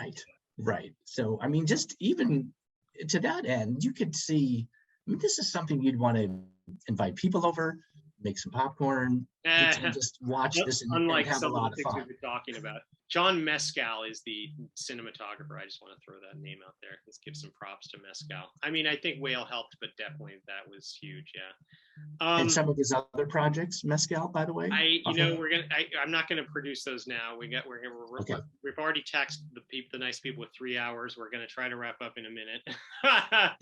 Is the Frankenstein monster? Does it work as a metaphor for basically persecuted people of color? I think that horror fans, and I know a lot of them are white, tell themselves that, like, hey, he's green, therefore you know, it's not easy being green. We know that. It's a metaphor, you know, but is it? I mean, maybe it is and maybe it isn't. I mean, I don't know. You know, we're talking about, you know, Shelley's original story by which she basically created Western horror and science fiction, you know, 200 years ago. Nobody's taking that away from her. She absolutely earns that credit. Whether or not she meant for, or well, it's not even about what she meant. It's about, is James Whale, I mean, you know, the painting the face green, that wasn't, you know, part of Shelley's story. It's more about like, is this a usable metaphor? Is it a durable metaphor? Maybe, you know, for whatever reason, for the sake of Karloff's American accent or whatever. I mean, I don't know. I don't know if it works for other outside. I mean, I don't know. I wouldn't want to take anything away from any black person who's ever said to themselves, wow, I feel like Frankenstein's monster sometimes in front of all these white people. That's how they're treating me. I mean, I certainly wouldn't, but is that in the text, or is that just something white people are telling themselves to feel better about sitting down with Mitch and eating popcorn and enjoying a film? Are they just pretending that it's a metaphor? Yeah, I don't see any embedded suggestions in the text if the text is the movie to me. I mean, it's set in Europe with castles and there's nothing about it. I feel like it's more getting back to kind of freaks and the way humans treat outsiders or otherness. I mean, I don't think he's murderous in the first one to the same degree that the monster's murderous in this one, is he? Yeah, well, we like to think he's only defensively murderous in either. Isn't he supposed to be innocent? Where is he murderous in I this feel like in this, I mean, he throws the guy off the roof at the end. There's the guys who come to the hermits. The guy, yeah, I mean, maybe it's defensive. It feels a little more like, I'm trying to play it against like the idea that he's sort of developmentally disabled effectively, right? That he's like a child. Right. He's a child who doesn't know what he's doing, and that the society treats him like a pariah, or that it's like his existence is criminal. So I mean, I feel like it's more a statement about how we treat difference, than like people of color in particular. Yeah. Yeah, I think one thing we've really learned in the last 10 years is there's a specificity to different prejudices, and you can't it's not going to work to just map one onto the other or something. But I think that, I mean, one reason this movie's on this list is because I do think it keeps coming up and Frankenstein in general as this kind of, metaphor that kind of works that way, like, okay, the torches are coming, people will say, I mean, that's what they're talking about when they say, like, I can't, I feel persecuted. I feel like there's a mob coming for me. There's torches coming for me. That's basically from this. That's the, and I think in Bride, I don't. Well, have either of you seen Frankenstein, 1931, also directed by James Whale? Okay, I don't know. I have. A long time ago. Yeah, well, because it's hard for me to decide which one is better. They're both good for different reasons, but I do. There's more confidence in Bride of Frankenstein. You can just feel it, that he's not wasting any shots. Like it's very. I think. I mean, it knows what it's doing the whole time, which I think is sort of more, in some ways, more pleasant. Any other final thoughts about this? I was going to ask about the time chronology. I was going to ask about casting the same actress as the Mary Shelley and the Bride. We don't really have time for any of that. But instead, I'll just ask you last thoughts about Bride of Frankenstein. You're good? Okay. Well, then, great. Okay, great. Well, then, brains. Wait, no, that's different. Bread. Good. I like Laura's versions.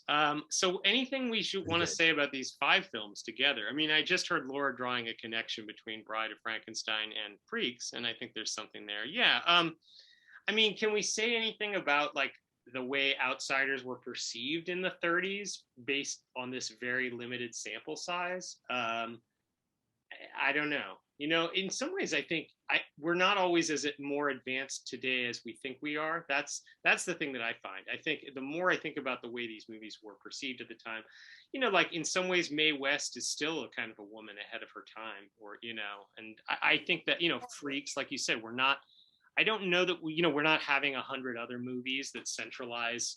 I think that's exactly right, actually. Like, and with Hallelujah, like how many all black cast movies are, Not being a lot. produced. Black Panther. No, you got me on Black Panther. That's good. Right. But I think it may be that it shows us in sort of representing what is other in the United States context, and the lack of disabled, like self-representation, also kind of own voices, like people telling their own stories, that considering how long ago this is, we really haven't come as far as we would think we had come. That's what I would say. That's what I'm getting at, is that, and I do, sometimes it's easy to say, oh, my grandma and my grandpa or my great grandpa, they were so ignorant compared to me. I don't know if that's always true. I think in a lot of cases, our grandparents knew a lot of the same things we did, So let's not blow off grandma and grandpa as quick as we sometimes do. I'm Mitch just does have a racist grandpa, so okay, Yeah. maybe not Yeah. that one, but you see where I'm going No, with but it. I mean, I almost disagree in a sense. I think, Good. I mean, because you're saying that, it's things haven't gotten any better. But I Well, think, did I say that? I mean, in short, in some, Okay, well, if that's, if no, that's no. kind of I the think that's a idea, misrepresentation, but you can still argue against us. Go ahead, yeah. I know what I heard, but You heard. but I Ooh. think maybe one thing that we could look at is that people tried to do the right thing, and people try to talk about these issues, and I think that's what these 5 movies do, is they do try to bring in awareness. And there's, unfortunately, there's always going to be resistance to kind of breaking down, I don't know, the hegemony or the hierarchy. And so we'll continue to have movies like this, but in a way it's reassuring to know, when we look back at the 30s, and there were some awful things, I think we can all agree, that were happening then, that there were still voices there, voices in the darkness, if you want to get really dramatic, but still voices that were pushing for change. Right. And in these films, some more than others, that's represented. So I like the grouping. All right. Mitch, that's a good way to turn it to a positive. Right. Turn that frown upside down. And also tie a little ribbon on this. Like, that was kind of awesome. I want to really thank you both, Laura, Mitch, for coming on this podcast. It was really, really awesome of you. Hugely awesome. Thank you, thank you, thank you, thank you, thank you. You're both invited back on a future one. I can already tell. I don't know when this season's even coming out because I keep postponing it, but soon. Yeah. Now And thank you for letting me jump in on this.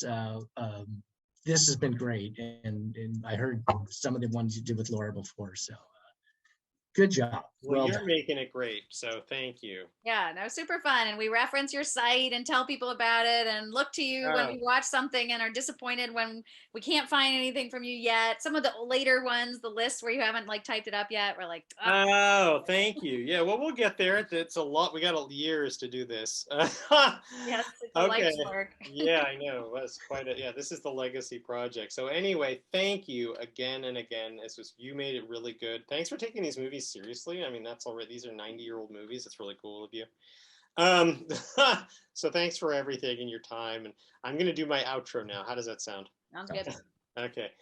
Next week, the story continues on this podcast with the following 5 films: The Women, Mexican Spitfire, Dance Girl Dance, Stormy Weather, and The Gang's All Here.